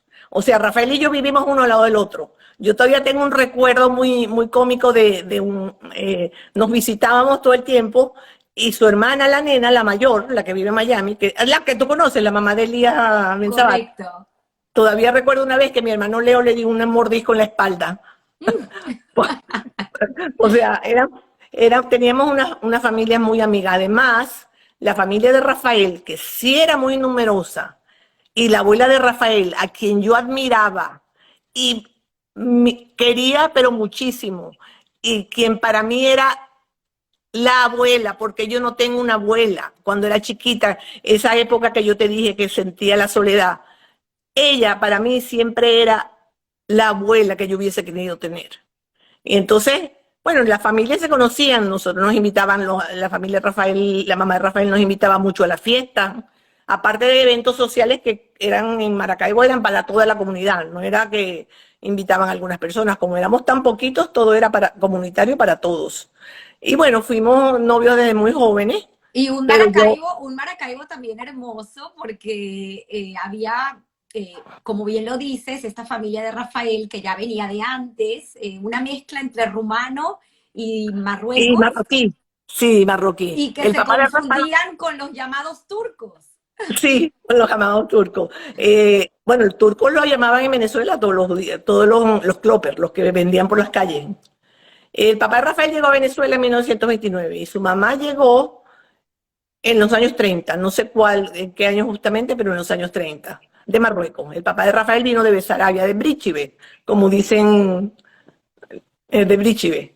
Y él llegó a Maracaibo directamente y la mamá de Rafael llegó a Caracas. Su Eh, familia se instaló en Caracas y la mamá de Rafael, ellos ambos tenían mucha familia, ambos, Cosa que tú no, porque tu cosa que yo familia no. consistía en tu familia nuclear, Sí, mira, padre, madre y hermanos. sí, nosotros fíjate que mamá, eso sí lo hizo muy bien. Mamá, primero nos invitaban mucho, los Helman nos invitaban todo el tiempo y otras familias, pero sobre todo los padres de Rafael. Pero mamá, allá también había dos o tres familias que no eran necesariamente sobrevivientes, porque una de las familias había llegado antes de la guerra y otra en el camino, pero eran familias también que allí eran nucleares, tenían familia en otras partes, pero en Maracaibo eran solamente los padres y los hijos, y mamá con frecuencia los invitaba para las fiestas. Si no íbamos a casa de los Helman nosotros, ella invitaba a esta familia. Mamá era muy hacendosa, le gustaba mucho invitar, cocinaba muy bien, muy Qué generosa. bonitos recuerdos. Te casas con Rafael y enseguida es En mi cuando caso con se Rafael, van inmediatamente nos vamos a España, a hacer su porque Rafael va a doctorado, hacer el ¿correcto? doctorado. Wow. Regresamos eso fue en 68, 69 que nos vamos, 68, perdón. No, volvemos en el 70 y en el 70 nace mi hijo Eli, nuestro hijo Eli el mayor, ya en Maracaibo. Y tanto Rafael como yo, bueno, Rafael cuando nos fuimos a España, nos fuimos porque él se había ganado una beca como mejor estudiante una beca de la universidad, perdón. Como mejor estudiante, él ya era abogado y se había ganado la Universidad del beca Zulia, estamos en la hablando, Universidad del Zulia. Y donde entonces ambos fueron nos vamos, profesores. donde ambos fuimos profesores. Volvimos, Rafael, como él había sido becario, inmediatamente empezó a dar clases. Y a mí unos meses después se me presentó la oportunidad de dar clases, empezar a dar clases que acababan de comenzar con la especialidad de idiomas modernos en la Universidad del Zulia, en la Facultad de Humanidades. Y a través de un buen amigo que me dijo, ¿por qué no, tú no quieres dar clase? Bueno, puede ser. Empecé a dar clase, algo que me encantó después. Descubrí una beta mía que no hubiera imaginado. Esa matemática que se fue por el lado de los idiomas.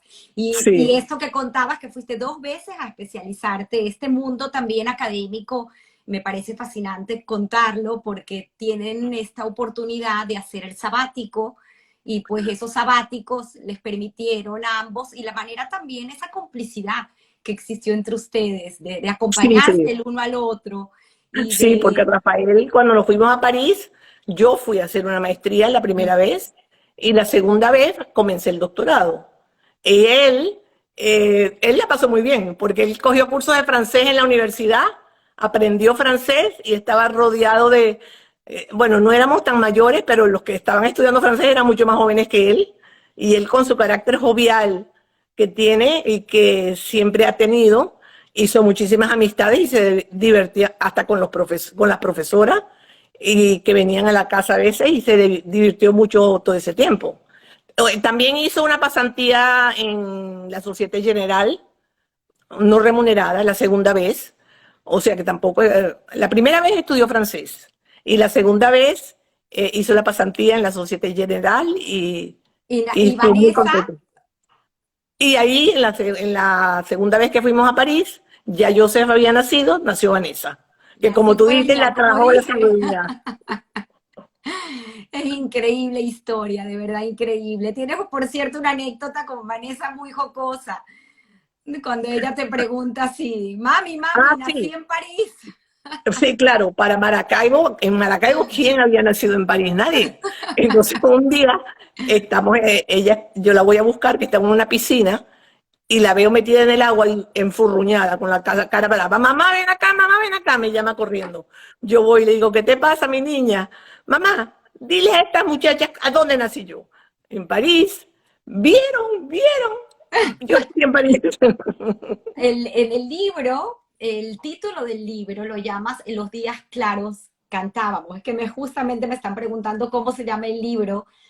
Repito, recomiendo leerlo porque hay muchísimas cosas que no mencionamos que bien vale la pena que lean. Es mucha historia de Janet, de padre y madre. Enrique, como llamaban a tu padre en Sí, Venezuela.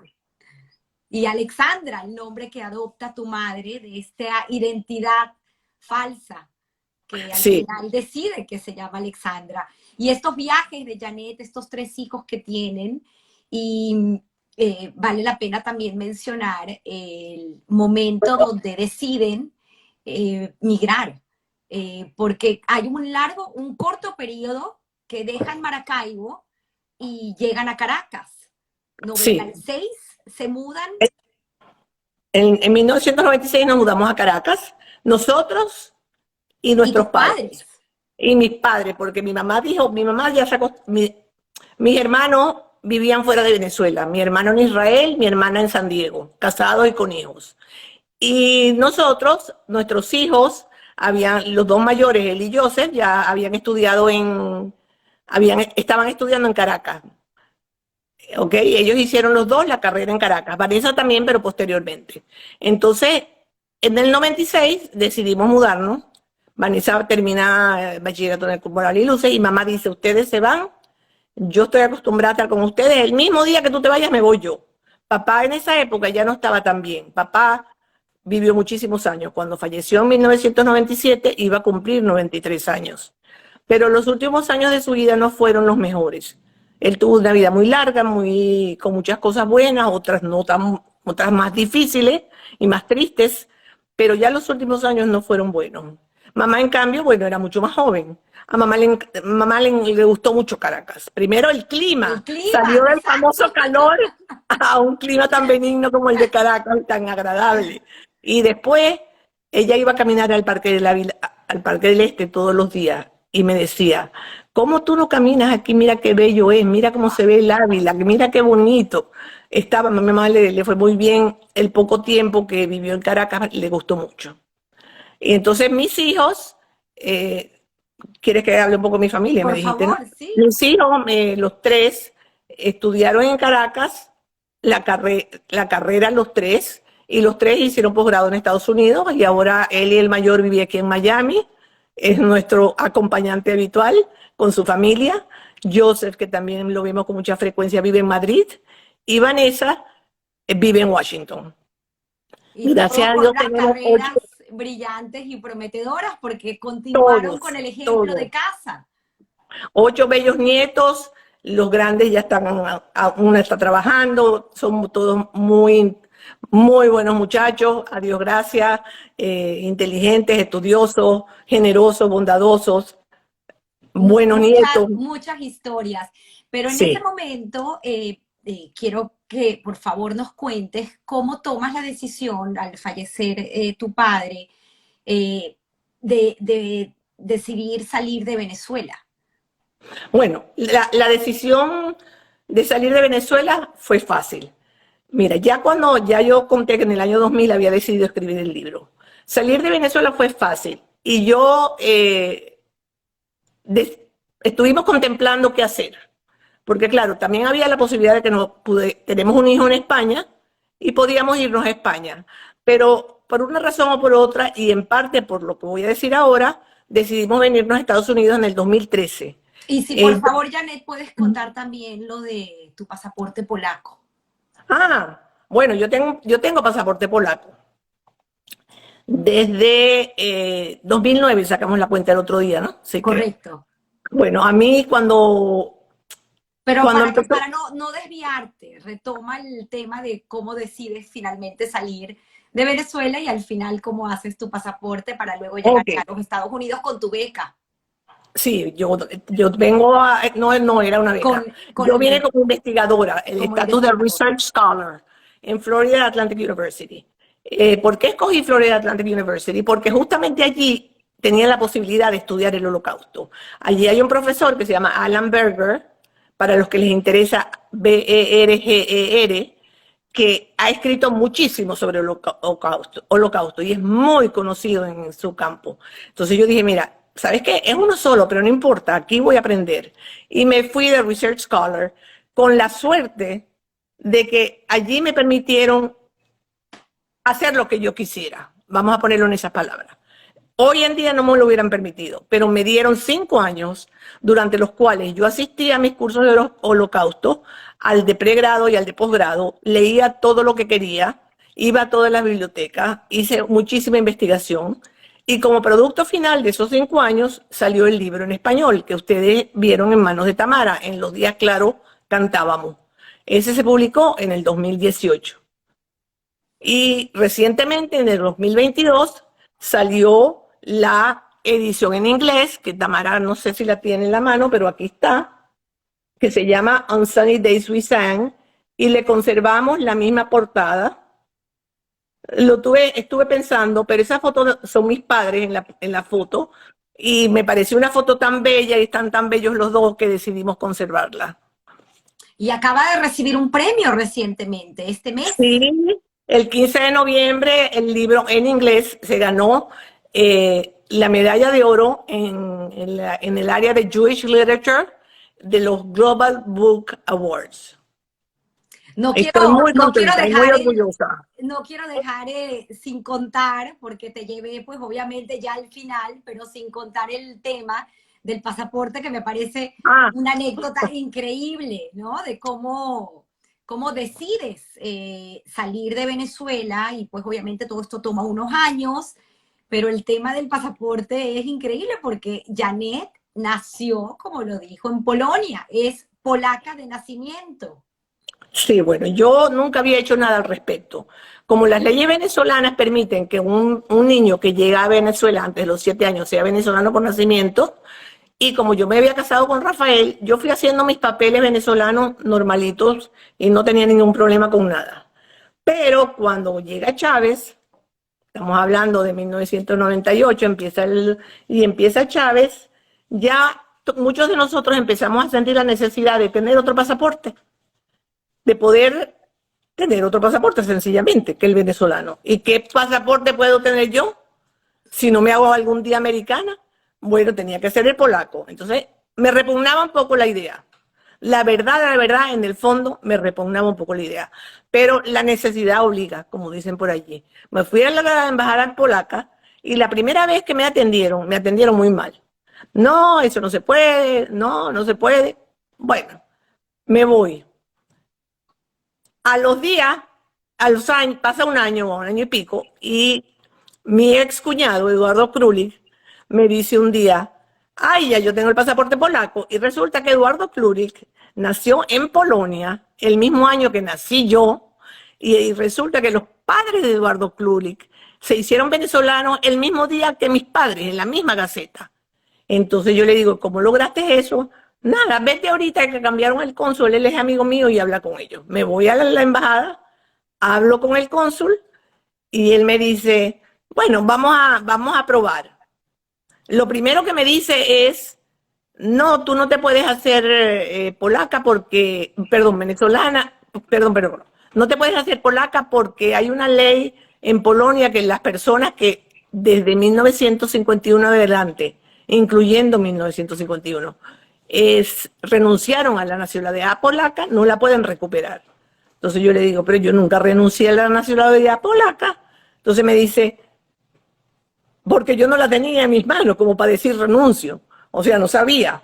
Entonces me dice, bueno, pero aquí dice que tus padres renunciaron en 1951. Le digo, pero ahí no dice que yo renuncié en 1951, ahí solo están mis padres. Entonces él dice, es verdad. Entonces ya procedimos con los papeles y de una manera o de otra finalmente conseguí mi pasaporte polaco, que es el que tengo ahorita.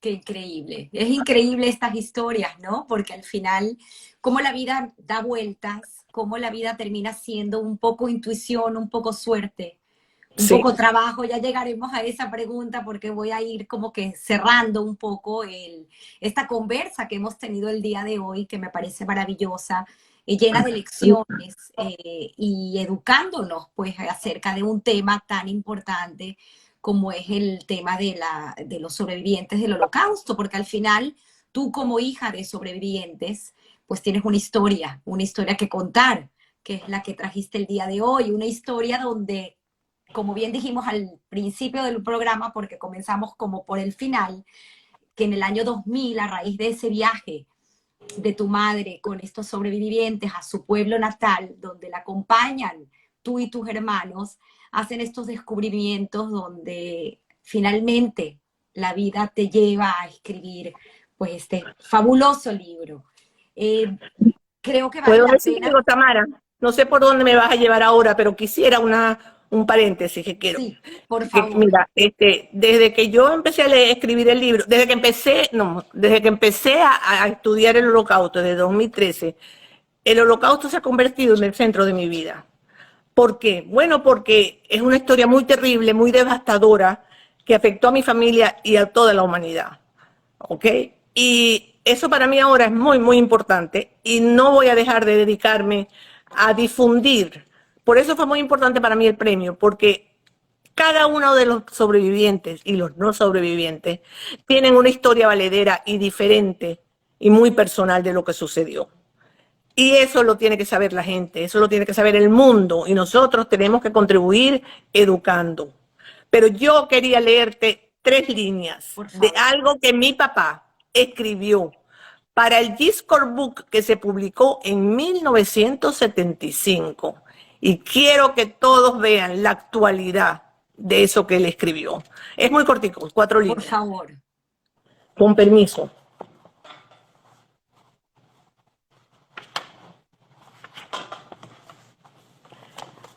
Papá está escribiendo sobre el juicio al cual asistió de testigo en Hannover.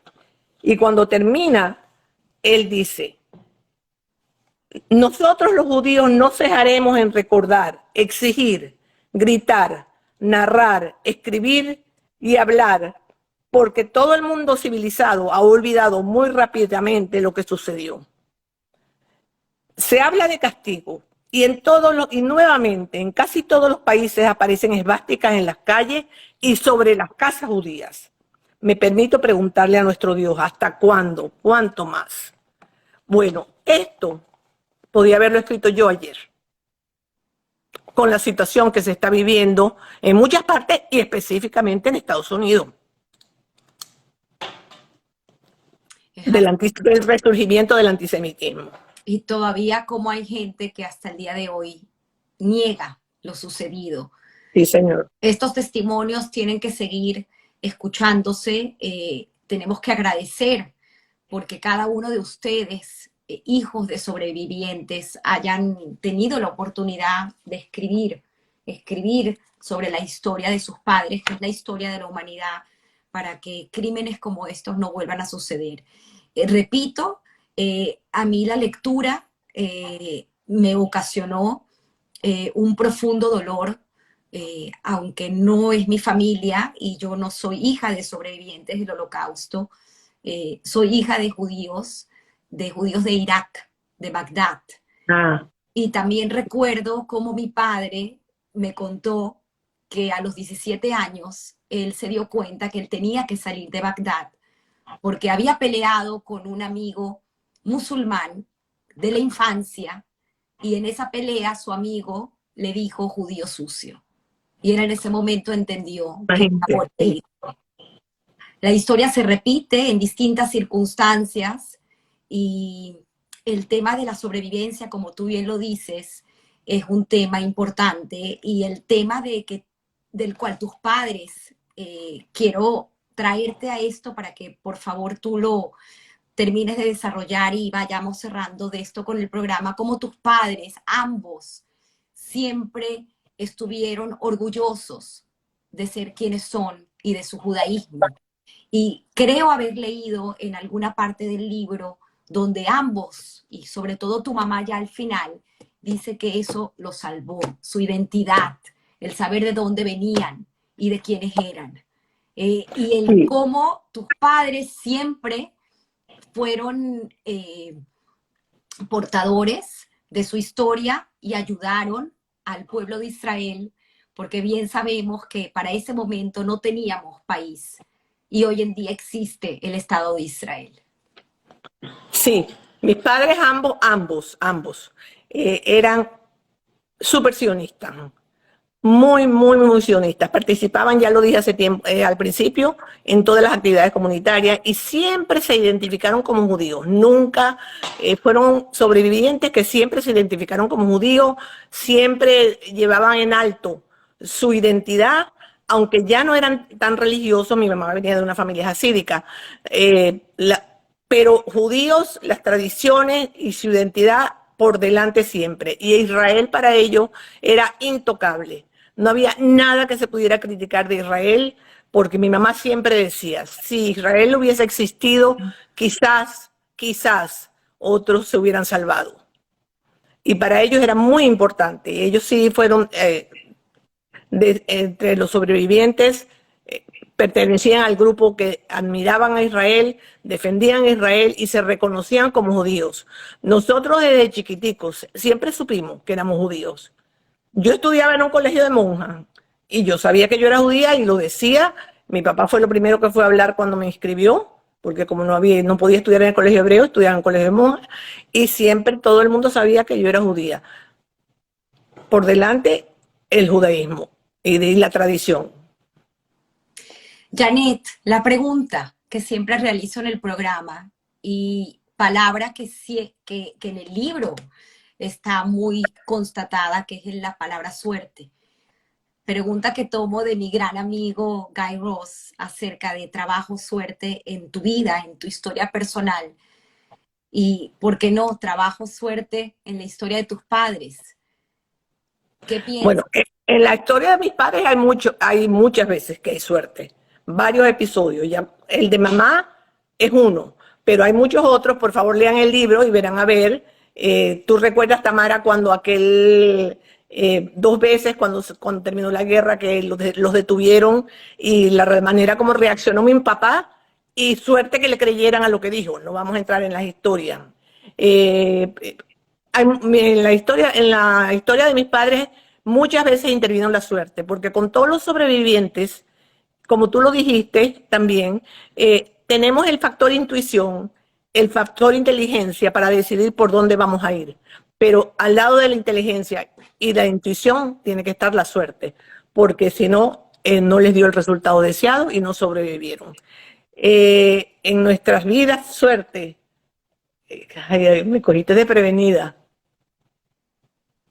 En tu vida, en tu historia, suerte o En mi- trabajo, lo que te ha traído hasta aquí bueno, el día de mira, hoy. yo creo que hasta aquí me ha traído mucho el trabajo, a mí. A mí me ha traído mucho el trabajo, más que la suerte. Suerte en el sentido de que todo lo he podido lograr, que todo a donde he intentado, todo lo que he intentado, gracias a Dios, Dios me ha dado la ayuda, lo he logrado, lo he logrado. Y en ese sentido, yo considero que también es la suerte. Por ejemplo, que yo haya podido encontrar, fíjate, una cosa, un factor muy importante, esto sí es suerte, que yo haya encontrado a este profesor Alan Berger Mm. para que me acoja y me ayude. En realidad, yo lo que hice con él fue aprender. Él me dejó mi camino libre. Eso fue una gran suerte, porque eso fue lo que me llevó a estudiar el Holocausto y a decidir escribir el libro y escribirlo como lo escribí. Mira, hay otras personas que han influido en esa parte de la suerte para escribir el libro, de diferentes instituciones que me han brindado apoyo. Mira, te voy a contar una cosa de suerte. Para un detallito pequeñito del libro, que uno siempre encuentra gente buena en la Qué vida. bello. Cuando yo empecé a investigar la genealogía familiar, la historia familiar, bueno, eso estaba en Polonia y yo no quería ir a recorrer archivos y esto. Entonces yo me metí en una cosa que se llama Jewish Gen y que ahora se llama Jewish Record Index Poland, GRI Poland. Me meto allí y empiezo, tú te metes y tú entras y empiezas a buscar con los nombres y la fecha de nacimiento y lo que sepas de tus antepasados. Y estaba a cargo de eso una persona, eso es suerte también, una persona que se llama Robin McGee, que era la encargada de Bludava, de mi ciudad. Esa mujer me ayudó, no te puedo decir cuánto, a buscar las fechas, todos los documentos que yo conseguí, ella me ayudó a buscarlos. Y después me contactó con un polaquito, de cual que tenía 40 años, pobrecito, falleció hace poco, que me fue a buscar todos los archivos y me los fotocopió y me los tradujo al inglés. Bueno, eso es suerte que conseguí esa persona. ¿Tienes Bien. tienes la recopilación de esos documentos al lado tuyo, solamente para que por lo menos lo muestres? No ¿Tienes los polacos. algunos que sacamos para el programa, algunos documentos? En Un medio minuto lo traigo, ya va. Es fascinante porque lo tiene todo muy bien documentado. De hecho, hablando con Janet, una de las cosas que dijo es que estaba pensando a dónde donar luego todos esos documentos, probablemente al museo en Polonia, no sé qué vaya a hacer, pero es fascinante. Repito, es una lectura. Por aquí me preguntan dónde está disponible el libro. El libro lo pueden conseguir en Amazon, en inglés o en español. En los días, claro, cantábamos Janet Grunhaus de Gelman. Sí, Janet, para verlo en cámara y pues entonces Sí, para ya te voy a continuar enseñar los que puedo agarrar, porque hay unos muy frágiles. Este, por ejemplo, increíble, increíble. déjame, perdón, me voy a poner los lentes, perdonen ustedes para decirles. Eh, el título, Office of the Military Governor. ¿Ok? Y este Certificate of Identity in lieu of passport. O sea, este fue como el pasaporte que nos dieron para viajar a Francia. Allí ven la foto de mamá y papá y aquí chiquito está escrito que yo estoy ahí con ellos. Wow. Que Dios me envuelve. Y este es un documento que certifica que sí somos nosotros y es como el pasaporte. Como el pasaporte. Y aquí Janet todavía está escrito como en Polonia. Wow. Janet. Después les puedo enseñar dos documentos falsos de mi papá. Y uno que le gustó mucho a Tamara, se los enseño ya. Esto es, perdón, no, esto es de Francia. Esto es la cédula de identidad francesa, Carte d'identité d'étranger. ¿ven? Tiene muchas cosas, pero Les tiene recuerdo algo. que Janet estudió maestría en fonética y fue una de las clases que dio por mucho tiempo en la Universidad del Zulia. Sí.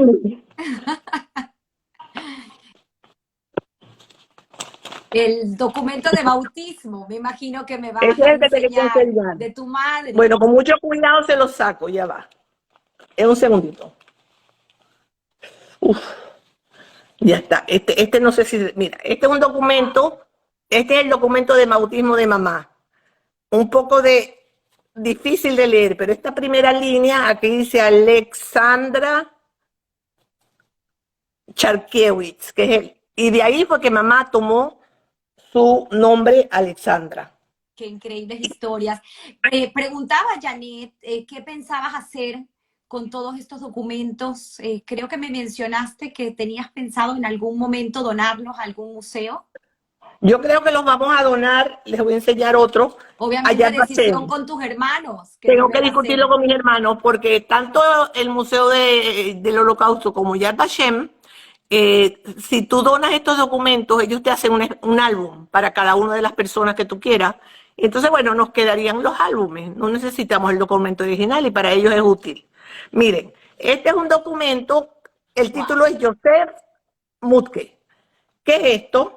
Pero lo que les quiero entender, si pudiera alguien ver lo que dice aquí, van a ver. Este es el documento de trabajo de mi papá cuando estábamos en Leo Schutz, que se cambió para les dije, para la fábrica textil, y abajo dice Heil Hitler. Aquí. Aquí está, sí, está Ah, en su está en el libro, libro. todos Heil están en Hitler, el sí. libro. Sí, Y obviamente Janet con mucho cuidado nos está mostrando los originales, los cuales sí. tiene en este momento. Es increíble historia, Janet. Yo de verdad que estoy muy agradecida. En el momento que se me acercó Elías a decirme que tenías una maravillosa historia que contar, pues no lo dudé y logramos el día de hoy que suceda la magia para Y que en Benjamín, vivo y Benjamín Benjamín, Sonstein. es cierto, Benjamín, que es mi cómplice. Sí, Benjamín Schomstein, es cierto, Benjamín, que ha comentado, pues obviamente a lo largo del programa, lo importante y lo valioso que es el haber dejado este libro como parte de documentar tu historia, que es la historia de una civilización, de un pueblo que quisieron aniquilar y que no pudieron. Wow. Voy a leer sí. algunos de los comentarios. Por aquí, Márquez, 1954, ha estado pues haciendo varias intervenciones, diciendo lo maravilloso del programa y aclarando que no es judío, pero que siempre ha estado muy interesado y muy motivado de aprender de estas historias de sobrevivientes. Gracias, gracias Márquez, una entrevista para Gracias. no olvidar. Aquí está Elías Ben Sabat. Felicitaciones a mi tía Janet y a todos los éxitos siempre en esta misión. Gracias, de verdad, te queremos mucho, tía. Sí, Elías. Dice Nosotros también. por aquí Nelly Puterman. Puterman, Yad Vashem, excelente. Comunícate con Raquelita Berkovich, que trabaja ahí. Por supuesto, dice por aquí Lombardi 71, muy orgullosos de mi madrina. Un beso desde París. Sí, Marco, sí. Qué bonito, dice Claudia Starosta, como mencioné, que también tiene un libro publicado de la historia de su familia. Felicitaciones, Janet, muy interesante todo tu research. Está disponible en Amazon, sí. ¿Cuánto vale? $20, $24, no lo sé. No, no, mira, no sé por qué razón, no me pregunten. En inglés es más barato, Ok, pero están los dos disponibles. pues Y si alguien tiene Kindle Unlimited, lo baja gratis. excelente, excelente. Dice por aquí nuevamente Esther Chira, un libro que llega al corazón, más cuando uno conoce a los protagonistas, muy allegados a mis padres. La señora Alejandra, muy, muy amiga de mi mamá. Sí, Dice Janet Tollier, aplausos de pie por tu propósito de hacer valer tus raíces y el legado de tus padres. Qué bonito. Linda Ackerman, felicitaciones Janet, escucharte narrar tu vida tan elocuentemente es una lección. Gracias. Mireya Gunzler, por tus grandes esfuerzos y constancia has tenido la gran suerte de aplicar tus excelentes propósitos de vida. Qué bonito lo pone, excelente. Sí. Dice Nancy Seidman, maravillosa entrevista. Genia Kamhasi, puede ser, deseándote muchos más éxitos en tu vida. Dice Michelle 1445, felicitaciones Janet por tu dedicación en estudiar y escribir sobre este tema tan tenebroso del Holocausto y tan así recibir tan merecidamente ese premio. Michelle Kolotner. Gracias. Gracias. Sí. Dice Raquel Skolnik, excelente entrevista. Luna Gabay también estuvo aquí conectada. Sonia Malca, excelente entrevista y muy bien documentada, lo cual es el resultado de un arduo trabajo investigativo. Silvia Halfen, magnífica historia y orgullosa de ser judíos. Por aquí el comentario de Márquez, no soy judío, pero los amo desde niño. Qué bonito, muchas gracias. Dice por aquí Geraldine Guanón, excelente live, muy orgullosa de ser su nuera. Sí, qué bonito. Cecilia Harch, te apoyo totalmente, Janet, es lo más importante hoy en día. Muy preocupante el tema del antisemitismo. Cocina Malala, más difusión y aleccionar a nuestros hijos y nietos para que lo transmitan. Excelente entrevista. Vale la pena acotar que es cierto que somos judíos y que hablamos del tema del holocausto y del antisemitismo, pero hoy en día, como bien lo hacen muchos de nuestras gentes, el tema de la discriminación no solamente ocurre con los judíos, cualquier minoría pues está expuesta a algo como esto, y esto es un tema pues que va más allá de nosotros como judíos de darlo a conocer, sino también el tema de la discriminación y de que cosas como estas pues no sucedan. Valía la pena hacer la aclaratoria. Dice, sí, es importante. Por aquí preguntan, Supensunch, ¿cuál es tu libro favorito? Saludo desde Serbia. Ay. Mira, si supiera que cuando estudié, uno de los libros que más me gustaba era de Marcel Proust, a la recherche, ¿cómo se dice en español? A la recherche du temps perdu, a la búsqueda del tiempo perdido. Wow, excelente. Y Madame Bovary de Stendhal. Gracias, gracias. Voy a seguir leyendo comentarios porque hay miles. Gelruth, no sé, Gelruth, excelente entrevista. Andrés, sí. Muy impresionante, innumerables horas de research para este libro, la historia de tu querida familia. Dice, voy a seguir, Yolanda Benzaquén, no nos pudieron aniquilar y nunca lo hará. Voy por aquí, sigo leyendo. Belser Rosa, tu hermana. Mi hermana, sí. Tu hermana desde San Diego. Muy buena entrevista, querida hermana. Y gracias por acompañar a mi hermana. Gracias en relatar su historia familiar y la historia de ustedes. Ethel MKG, Janet, soy Tony Levrochkitz. ¿Lo estoy pronunciando bien? Tony Lefrovitz. Estoy maravillado escuchando tu historia. Un gran abrazo. Increíble. Dice, sigo leyendo por aquí arriba. Lombardi 71, muy orgullosos de mi madrina. Esto ya lo había leído. Dice, voy a seguir más arriba porque hay innumerables comentarios. Quiero leer el de nuestro querido director del colegio y obviamente quien también me habló de ti, Benjamín Schomstein. Dice, cola cabot para Janet por hacer conocer parte importante de nuestra historia. Gran labor, gracias. Dice Mireya nuevamente, familia. Sí, mis hermanos y sus hijos conforman una bella familia y todos muy exitosos en sus estudios y como profesionales. Los padres de Janet fueron ejemplares y excelentes anfitriones. Siempre recibían en casa a todos, niños, jóvenes de todas las edades. La señora Alejandra preparaba muy rica comida y postres.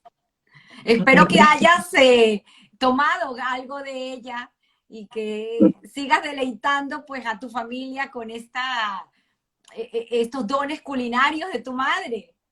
Sí. Por Nunca aquí tanto como ella, pero sí trato, sobre todo los postres.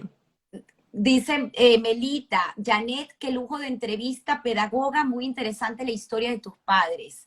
Starosta Claudia, increíble tantas coincidencias en las historias de nuestras familias, contadas desde distintos puntos de vista. Qué bonito, de verdad, es fascinante. Janet, siguen llegando los mensajes, voy a tratar ya de leer unos cuantos más antes de darte el micrófono para que te despidas. Dice Evelyn Feigenblatt, me encantó tu entrevista y amé tu libro. Y dice Tony nuevamente, maravilloso de escuchar tu historia, que está en Serbia, estoy impresionada. Eti Kaiser, entrevista importantísima con profunda investigación. Recibe mis más sinceras felicitaciones. Janet, o sea, por favor, me encantaría que te tomes unos minutos para cerrar, para despedirte, no sin antes decirles y recordarles que esta entrevista estará publicada en Instagram Live, quedará como video y además estará en YouTube, en mi canal de YouTube, como Historias que Contar, Tamara Casab, y estará también en Spotify, en audio y en Apple Podcast. Así que como siempre digo, todos tenemos una historia que contar. Agradecida con Janet por haber sido la invitada el día de hoy. Te dejo para que te despidas. Gracias a todos. Gracias, Tamara, por tenerme. Yo creo que lo más importante que yo para mí fue un placer estar aquí. Y con mucho dolor recuerdo todo de lo que hablamos, porque fue muy duro para mí escribir este libro, pero tenía que lograrlo. Pero lo importante, lo que quiero estresar es que ahora todos tenemos que ser portavoces. Hoy más que nunca, todos tenemos que ser portavoces de que estas cosas no vuelvan a suceder. Como bien dijiste tú, no solamente para nosotros los judíos, sino para todos los grupos y todos los grupos sociales. Porque no creo que es importante tener estas historias escritas, porque para las personas que leen, creo que, y que escuchan y que ven las atrocidades que se están cometiendo ahora en muchos países y específicamente en Estados Unidos, es mucho más fácil identificarse con personajes verdaderos como mis padres cuando leen un libro que escuchar, hay antisemitismo, mira lo que sucedió, pintaron una esvástica en la puerta, le quitaron la mezuzá de la puerta de su habitación en la universidad. Eso es como muy abstracto y más alejado. En cambio, hay que escribir y educar para tratar de que estas historias lleguen a todo el mundo y la gente se identifica con estas historias al haberle sucedido a personas reales y pueden quizás reflexionar y tomar otro rumbo en su vida con lo que están haciendo. Por eso para mí fue muy importante, no solo a título personal, para que mi familia conozca la historia de mis padres, sino para que se sepa otra historia de cómo judíos fueron discriminados y asesinados y las terribles atrocidades por las cuales pasaron antes de llegar a esta época y sobrevivir. Polonia, Maracaibo, hoy en día en los Estados Unidos, Janet Tollier te dice, te abrazo con la admiración y el cariño de siempre de nuestra tierra, Maracaibo. Sí. Qué bonito, sí. Gracias nuevamente, gracias a todos. No contamos todo lo que está en el libro, hay muchísimas historias increíbles que les recomiendo. Vuelvo y repito, Amazon, pueden bajarlo en Kindle de forma gratuita y se encuentra también en inglés. Lectura recomendada. Y por favor, háganle un rating al libro, que es muy importante para la gente, para Amazon y para otro tipo de lectores, les voy a decir. Miran mucho los ratings. Entonces, si ven un libro con muchos ratings, lo compran y lo leen. Y ese es el objetivo. El objetivo para mí ahora es que mucha gente lea el libro y conozca no solo la historia porque es la historia de mis padres, sino las historias que sucedieron hace muchos años y tan terribles. Así que por favor, leen el libro y se meten otra vez en Amazon y le ponen el rating, las 5 estrellitas y comentarios si quieren. Y de Los la quiero pluma, mucho a todos de y la muchas pluma, gracias por escucharme. de la pluma de Janet, después de haber escuchado su historia, les garantizo que está muy bien documentado. Gracias, Janet, nuevamente. Aplausos de pie para ti.